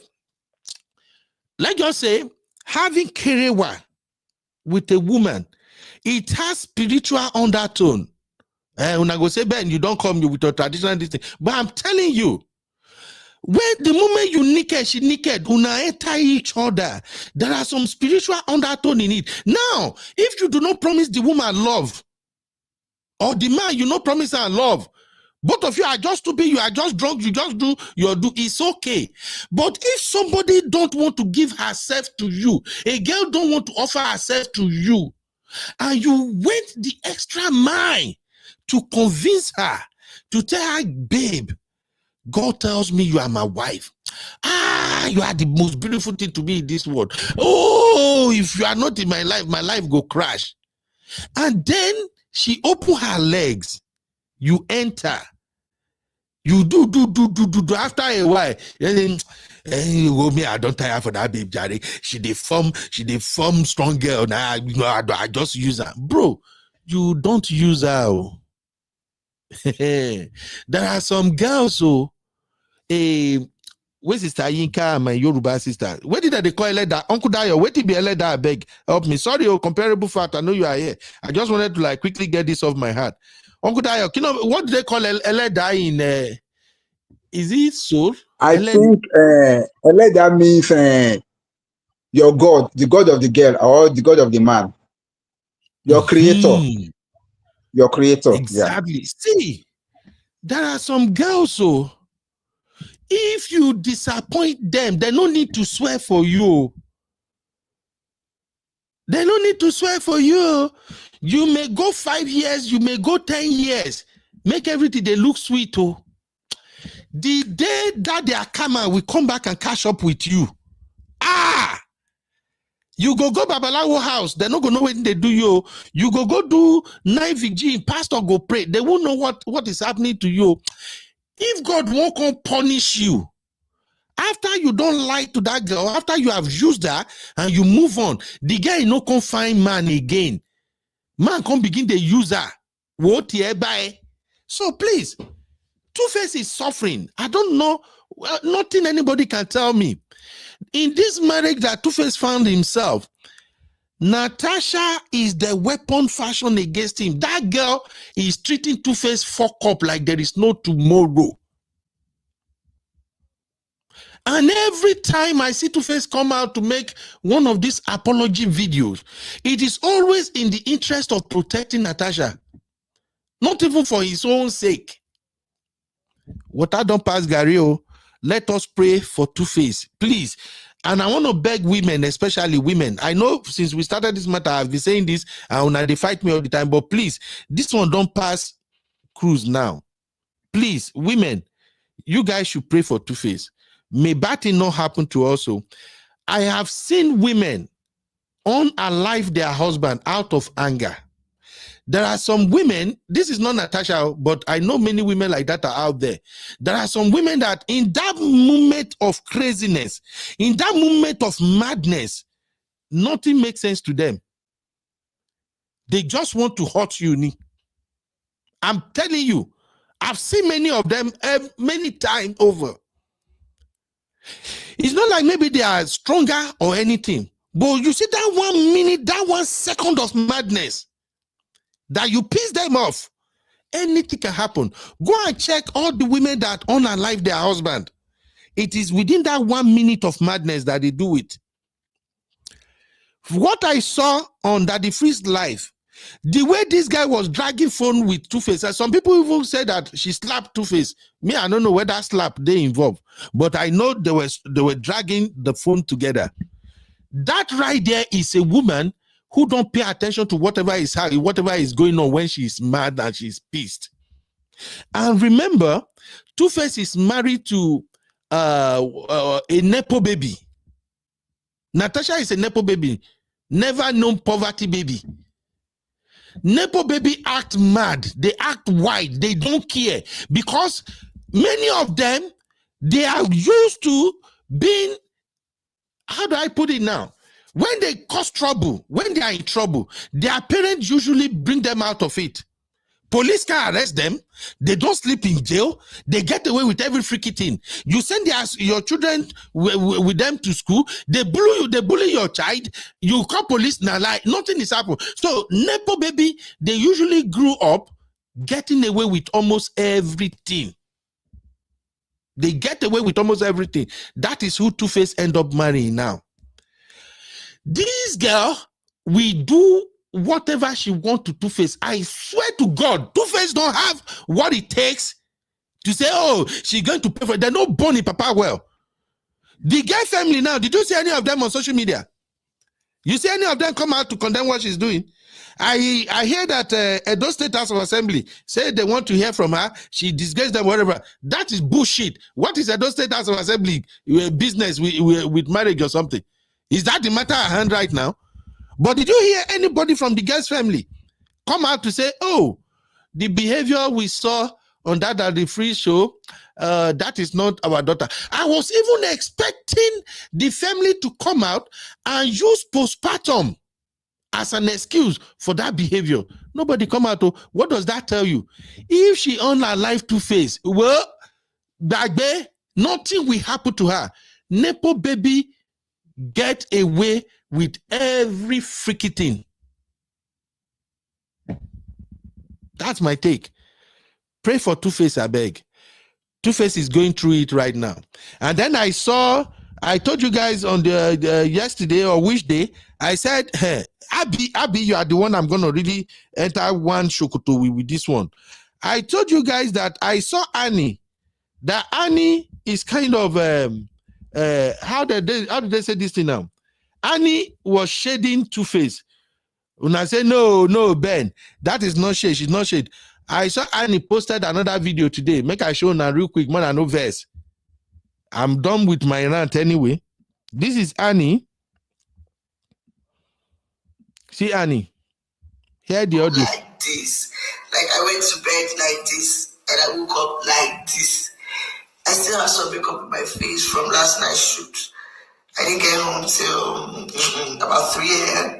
So I just passed out. I just took off my clothes, wore my sweatshirt. I didn't woke up until I just passed out on the bed. So I woke up like this.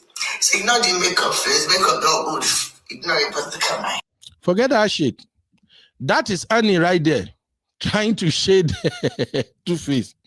Anyway, my final take is, please, let us pray for Tuface. Tuface is going through a lot. Tuface might look gentle on the outside, but I think he's actually part of the problem. And you know one thing with men like this, they use their word to trigger their women. That's what they do mostly. The gentle, calm, no, an easy person now. Inside house, what comes out of their mouth is what usually drive their women crazy. Any experienced sisters here should know what I'm talking about now. Their words. They will say some nasty thing. The woman will just enter gear straight up. And this same video again, this look like a video recorded by Natasha. I've always told you, I'm a cameraman. When I see camera position, I know he's doing the recording. Natasha is almost as tall as Tuface. So when you see Tuface not tall guy. When you see camera facing Tuface like this, and the camera is, you can even find space above his head. That is Natasha recording it. That is a woman telling Tuface, oh yeah, come and tell them to leave me alone. They are dragging me now. And I almost forgot. Well, maybe when I come back, I will dive into their case properly. Let me allow my brothers in the studio to just add one or two things. Comparable fact, Baba, I know you don't do all this church, you know, you only do politics, but Baba, what do you have to say real quick? Comparable fact, Baba, I know you don't do all this church, you know. I can hear myself for comparable fact. What do you have to say real quick? Icons. Oh, all right. Maybe comparable fact is fixing his audio. Uncle Dio. Okay. Can you hear me? Yes, I can hear you now, sir. Please go ahead. Results. Can you hear me? Conspiracy. Yes, I can. Please go ahead. We've seen Boko Haram regroup, regroup, and regroup. But there is this audio. There's this audio coming up. Okay, I can hear it now. Go ahead, sir. Hello, sir. Comparable fact. Okay. Comparable fact. Maybe you will go out. Can you hear me? I can hear you. I can hear you. Can you hear me? Yes, sir. I can. Maybe you will go out. Bro, you have to go and come back, sir. Yeah, hold on. Let me go out and come back, okay? Because I wanted to contribute for a few minutes. Something wrong. Yeah, let me go out and come. Thank you. Thank you. Uncle Dio, Tuface matter. Yes, sir. Tuface matter is always very, very passionate because you see a man, a star, a role model that some people are looking up to, going through drama like this. It breaks somebody's heart because, number one, his name is innocent. He always looks innocent, even though he's not really innocent in the other room. But as a person, he's always looking innocent outside. And he has a flaw. He has a flaw. And that flaw is that he just can't seem to get women off him. That's why, you know, he has been dragged over the years about women issues and women matters, about infidelity and all. However, in this particular instance now, the person that, you know, there is an adage in Yoruba that says, now,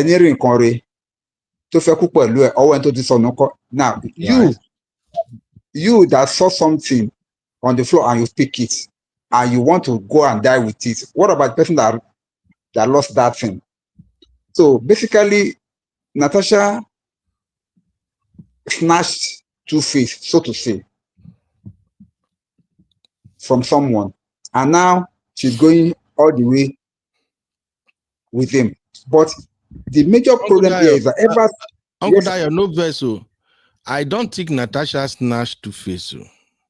Tuface is the one that cheated with Natasha.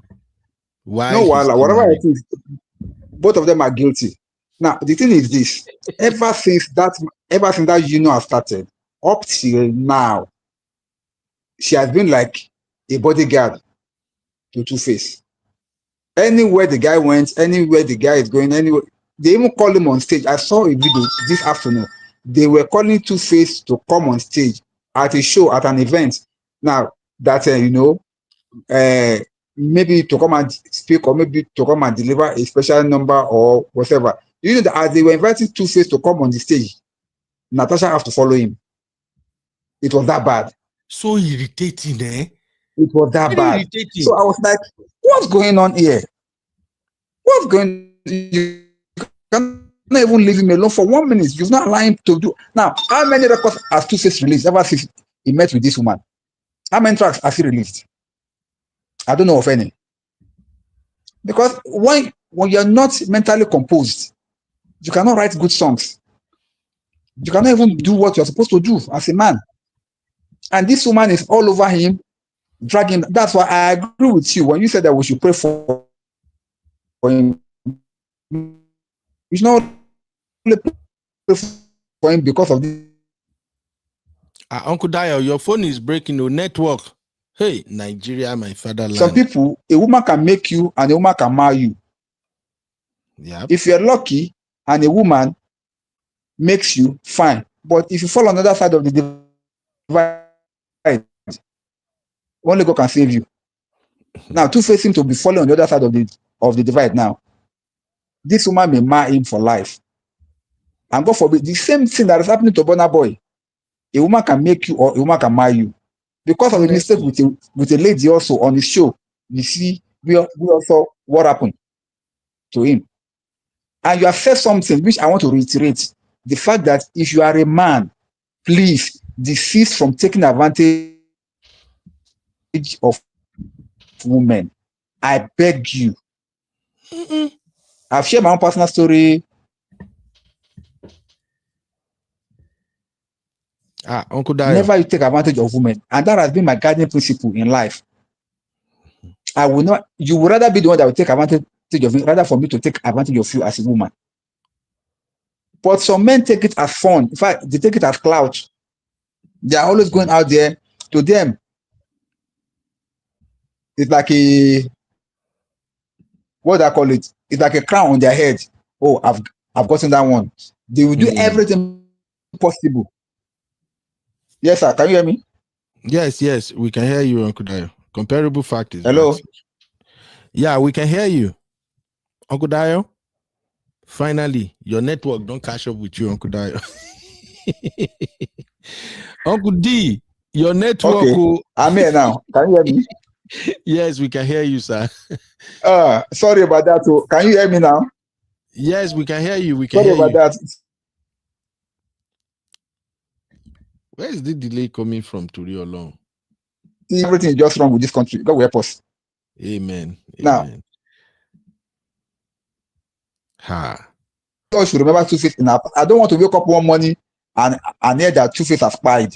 Please, let's pray for him. Thank you. Amen. Thank you. All right, comparable fact, you are back, sir. Yeah, greetings to Uncle Dayo. Greetings, everybody. How you doing, Beno? I'm doing fine, sir. Thank you Great. for coming on board. Good evening. I was here Comparable just fact, laughing. Yeah, thank you very much. I say, Uncle Beno, don't finish us from preaching of love sermon. It's more than rant. It's a some. I said, man, this guy has gone deep, man. I swear. I was enjoying it, and I was saying, wow, I didn't know this man has that intellect capacity when it comes to this area. I mean, I know you do, but I was just saying. But I didn't know you have this more deep anyway. But it's good. You know, sir, I just think that a lot of our agendas really don't understand the value of peace when they are with a woman. Some of them don't even know how to maintain that peace, and that is why their life they get issue up and down all the time. So we just have to say it sometimes. Maybe our agenda go here. Sometimes just like I tell my kids, I mean, I have 2 boys, 2 girls, so I was blessed in that regard. Wow, you love 4 of them. So, and I said, if you want to have peace, in your family, when you decide, when you grow and get married, make sure, you keep your wife peace. You keep your wife peace, regardless of what happened, okay? That is the most fruitful. Let me quickly read this comment from Diaspora Diva. I've been reading her comment. Laughter won't finish me. She said, if Tuface escaped this war, if he jump into another one, wow. It never seems to end with him. Go ahead, sir. So let me start from Tuface. It's not that it's not that I follow him that much, but I've been hearing about what's going on with Tuface. I think it started like 2 or 3 weeks ago when they were in London, but I never really follow it. But so today, I said, let me go to that Daddy Freeze. I was just scrolling by, so I saw Daddy Freeze, but it wasn't the one you just stated. Maybe Tuface and the wife or whatever, the girlfriend, they are not married legally. So they came back to Daddy Freeze, right? I've not seen that. It's the one you just said about how the girl seemed like it was controlling Tuface. And that was the one we all saw. Okay. The first one I saw, the reason why, because at that particular time, I don't know when the other one aired. It must be yesterday. It was 2 guys, both of them are the promoter. I think that was the genesis why Tuface came on Daddy Freeze, because during that time that Tuface hasn't come on Daddy Freeze, because Daddy Freeze was saying, please, Natasha and Tuface, you don't need to come and defend yourself, because those guys was making a lot of insinuation or whatever. Maybe they have a fight, but what happened was those are the promoters Yeah. The two guys that were there, they were the promoters. They see this fracas started from Nigeria airport. I think from Lagos airport, because those two guys are the promoters, including the airpiece. I think airpiece sponsor some of the, what they're supposed to be doing in London. But according to what they say, in order not to go in detail, you all have seen the picture or whatever, they put everything, on Natasha head. That she was the aggressor, she was money hungry and all that kind of things. They even made some allegation which I think they shouldn't have go that deep. They say the lady, Natasha, is currently married. Hasn't divorced. Yeah. That's what they say. Yeah. So I don't know how factual or whatever, but that's the only solution. So that's the only part I heard about it. So coming back, not to dwell on this that much. You seem to have a sympathy for Tuface. Why? Just curious. Because you are from the premise of I hear you saying you feel like Tuface is the victim in this regard. I mean, I don't know. I'm not saying No. Tuface is not a victim. Okay. He's the instigator for me. Now, Natasha, to me, I don't live with her. I'm just saying allegedly. Right. Based on her public persona, what she put out there, if you ask me, I don't think any man should be with that girl until she has gone to see a therapist and made her own way. That is not a woman I will advise my friend to settle down with. I won't even advise my friend to do one night stand with her. Seriously. But let me ask you something. I'm not here to defend her. I don't even know her. Okay, I mean, I know of it. Tuface Idibia. He's a legend. Nobody of my age, even younger people that don't know of him. So I don't even know the girl. All I know is she's a House of Representatives from there. But do you think maybe she was doing that for social media purpose? I don't know, because everything that come out when it comes to social media, I even have a doubt because, and I was speaking to my friends earlier, we was talking about it on a different platform at work. Some people was putting that this is just a distraction. Maybe they are doing this on purpose, for promotion, because of Christmas. I'm not, I didn't buy that. I didn't buy that conspiracy theory. I didn't buy that.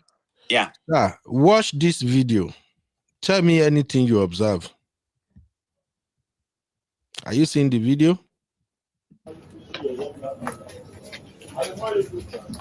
First off, what do you observe? What do you observe from this video? Comparable fact. Sir, are you here? You are muted. What's going on? Okay, I can hear you now. Did you see the video I just played now, sir? Hey, comparable fact, what's happening? Can you guys hear me? Please, if you can hear me, drop a 1 in the chat.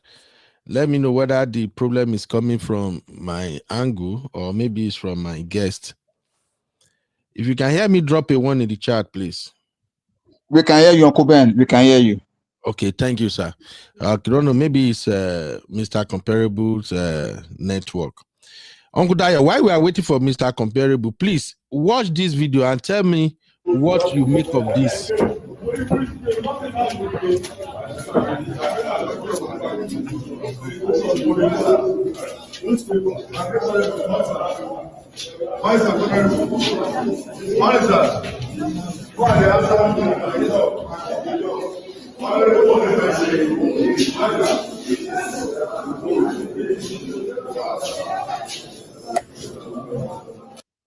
So, Uncle Dio, Mr. Comparable, are you back? Comparable fact, are you back, sir? Uncle Dio, what do you see from this video?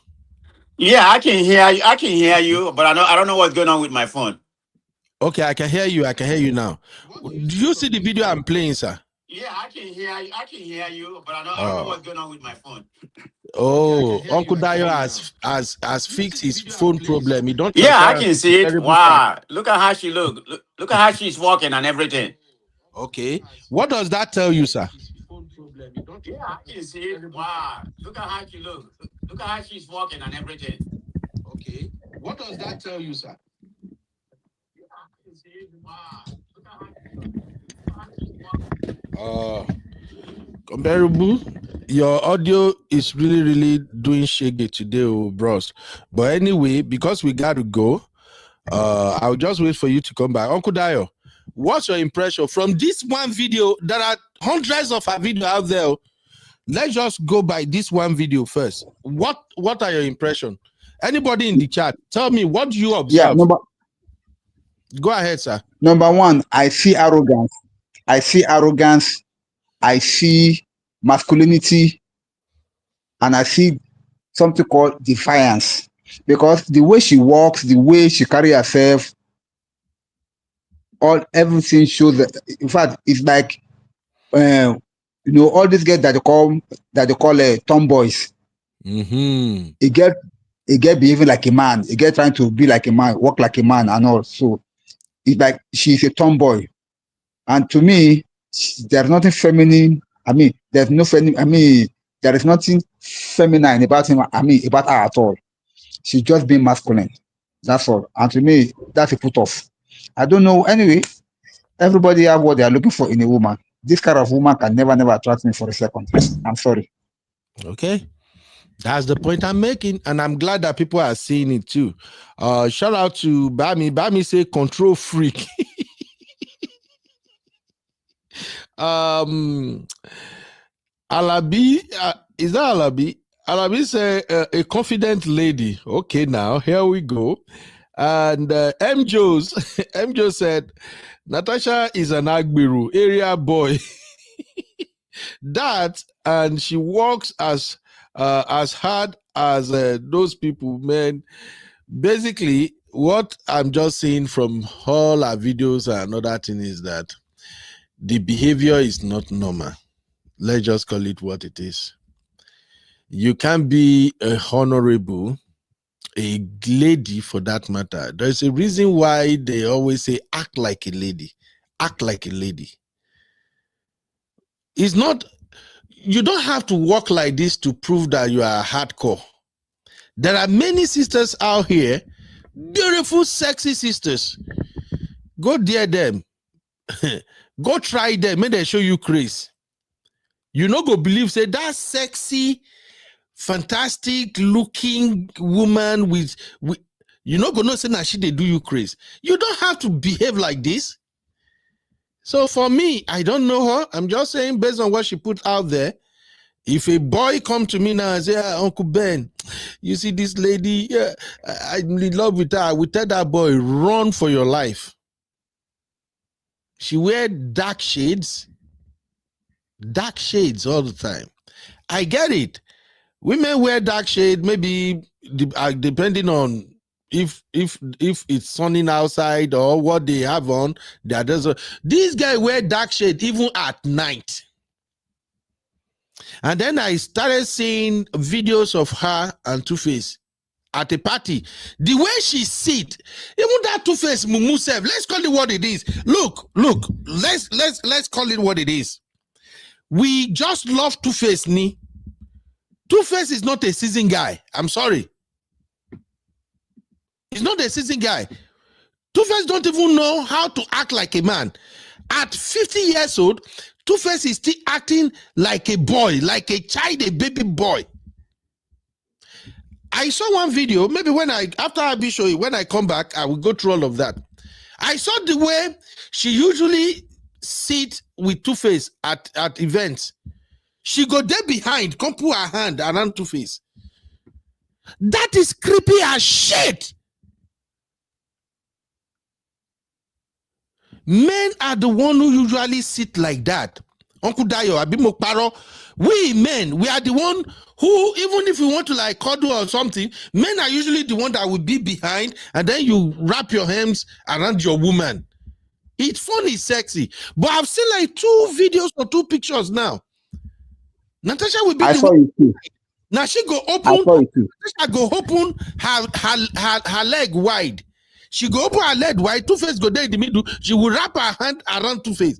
What kind of bullshit is that? And no woman will do that thing with me. Jesus, that is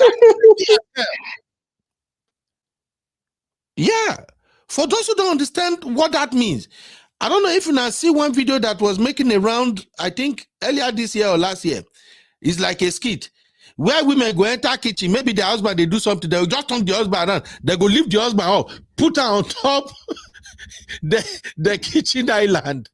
You know, normally the way men behave, when you just see your girl, you know, you just carry your girl, you put her on top the kitchen island, you know, you just mess with her. So I saw those videos, and you saw the way the men are reacting. That is not normal. No.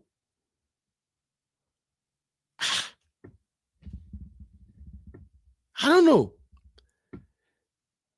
The first time I observed when my wife tapped my bum bum, you know how you do that to women all the time? Maybe they are cooking. You just tap their bum bum, you know, just be messing with them. I do that a lot. She don't even tell her. Sometimes she go down the run, say, when are they call? Anytime I want to be stupid. What the first day when I noticed that thing? Now when we moved, it was when we nearly first moved into our house. And my wife was messing with me. She just tapped my back, my bum bum. Bah! I said, yeah, Jesus, what is this? What, what are you doing? She said she just want to make I know how that thing feel. Some shit are creepy. Have you seen Natasha dance? Eh? The way she danced with her long leg, so many things just don't feel right. The way she move. She's a beautiful woman. We can't take that away from her. She's beautiful. She got a great body. But how she, I don't know. So that is why I just feel like it be like God just won't punish Tuface. Say, you know what? You'll be doing this thing and you are getting away with it for this long. Make I give you this one. Maybe this one will reset your brain. Tuface no be the man of that house. Sister Rose, don't start. Sister Rose say, but his peace. Sister Rose, me and you go fight to. You know, you say you they talk, say me, you no catch me for corner. This one where you drop now, Sister Rose. Now me make I no catch you for corner. How is she Tuface peace? Eh? Uncle Dayo, any final word I beg? May we wrap this up so that Abby can come and do her thing. Uncle Dayo. All right, ladies and gentlemen, while I'm waiting for Uncle Dayo final take, let me show you this. Uncle Dayo, can you hear me? This studio don't. Yes, I can hear you, sir. I can hear you. You're loud and clear. Final take, sir. Yeah. Now, what I'm going to say is that please, whatever we are saying tonight, let us not forget that we need to pray for ourselves as an individual, because whatever it is that is happening out there now, only God can help us, particularly those of us that are in Nigeria. Let us remember to pray for ourselves, to pray for our loved ones, and to pray for peace to return to this country. And God helping us. As for Tuface matter, please, we all don't want anything bad to happen to him. Yes, he has made some mistakes, accepted. Who doesn't? All of us make mistakes in our lives, but nobody wants anything bad to happen to this young man. He's a rising star. Like him. We love him. He's one of our own. He has made us happy at some point in time before this wahala started in his life. We can only just forgive him, and please let us remember him in our prayer also, that God should keep him and suffer this problem for him. Amen. Amen. Thank you, Uncle Dayo. Please put Tuface in your prayers, sir. Everybody. Diaspora Diva, they look for my trouble. Diaspora Diva say, me, I know they pray for make Tuface come out. He must remain there, and we must ensure he does not enter another one. Both of them will be okay last. No. This is too toxic, you know. I don't know. We love Tuface. We like Tuface.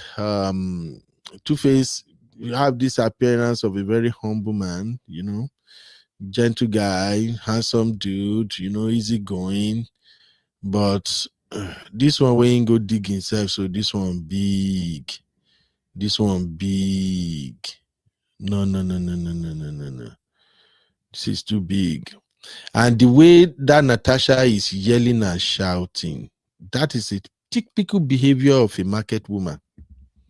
Tuface, don't go marry market woman. Anyway, thank you, ladies and gentlemen, for being here with me. So, our baby girl, Abby, is going live shortly. Abby is going on make it make sense. You know, Recap Central is always fun. So Abby will take us through Taye Arimoro and Peggy Ovire issue.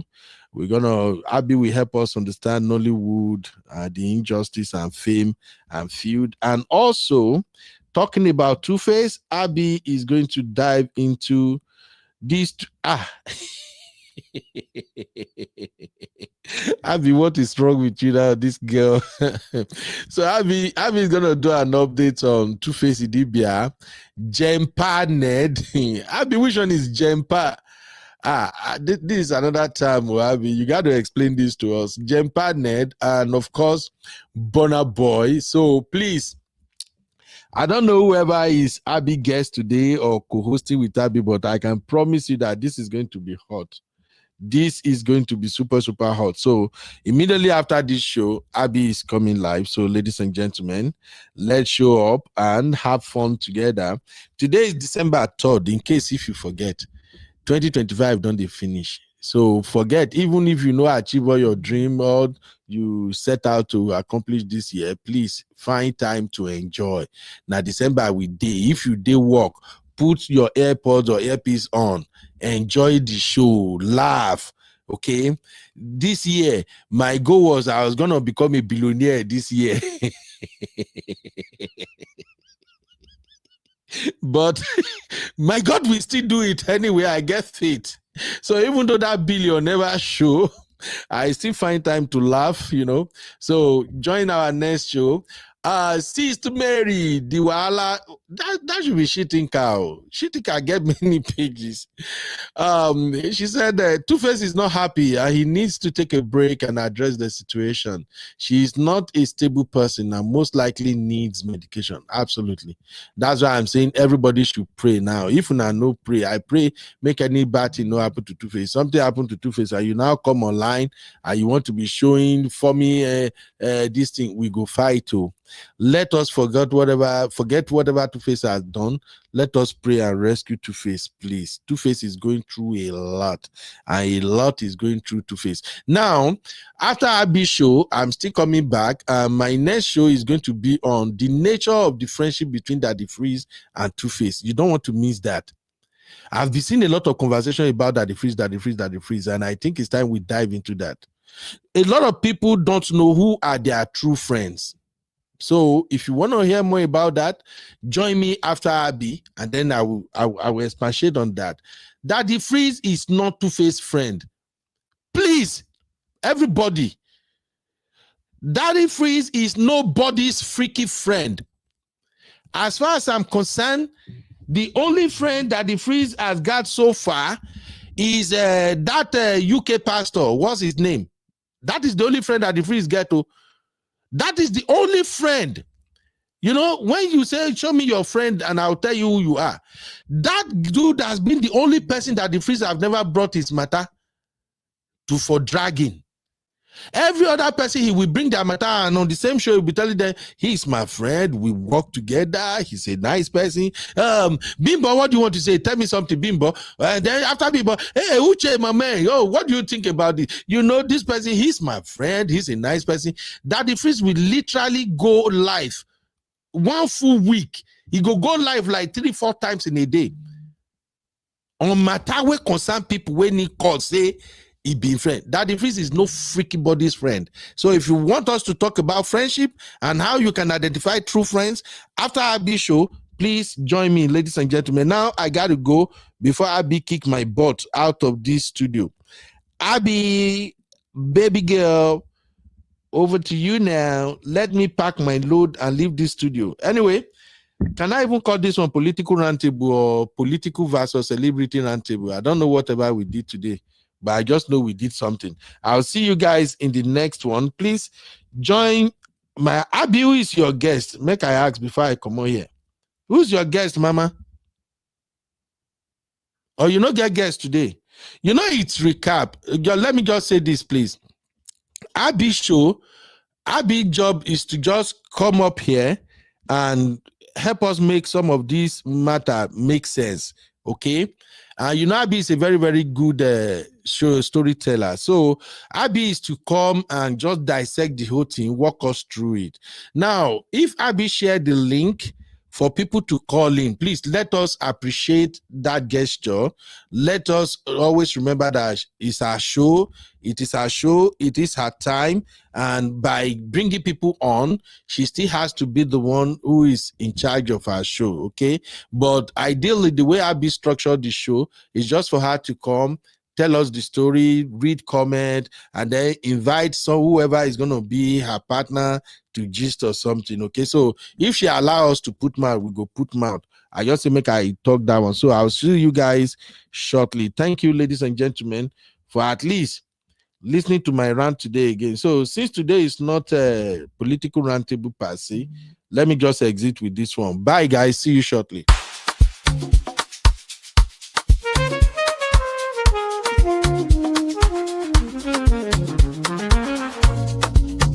Yeah, yeah, yeah. You be in the building. Hey, vibe with Uncle Bino. Let's go. Now happy hour things, you know. Hang out with you, babe. It's our vibe tonight. Hey, laugh and learn. We shining bright. Oh yeah. You be stories, life lessons time. On the Uncle Benno show, everything feels right. From the streets to the world, we talk real talk. Vibes on the beat, make the whole place rock. Happy hour flow with smiles non-stop. Sip and chill with you, be the energy on top. You be stories dropping them every day. Wisdom for life, the African way. From the grind to the glory, hear what we say. Tune in now, don't delay. Hang out with you, be it's a vibe tonight. Hey, laugh and learn, we shining bright. Oh yeah. Stories, life lessons time. Hey, on the Uncle Benno show, everything feels right. Join the sister circle. Oh, what a scene. CC Inca, honey baby, and I'll be so clean. Talk love, talk life, talk dream supreme. Empowerment vibes like a royal queen team. All of Sunday school when the beat gets low. A moment of reflection, let the spirit flow. Men of God speaking wisdom, you should know. Faith and vibes on the Uncle Benno show. Hang out with you, be come catch that light. Oh yeah, you be stories, keep your heart so bright. Yeah. Join the sister circle, feel that fire. Oh yeah, Sunday school for your soul so right. You be nation, we rise together. Love and vibe forever. Uncle Benno show.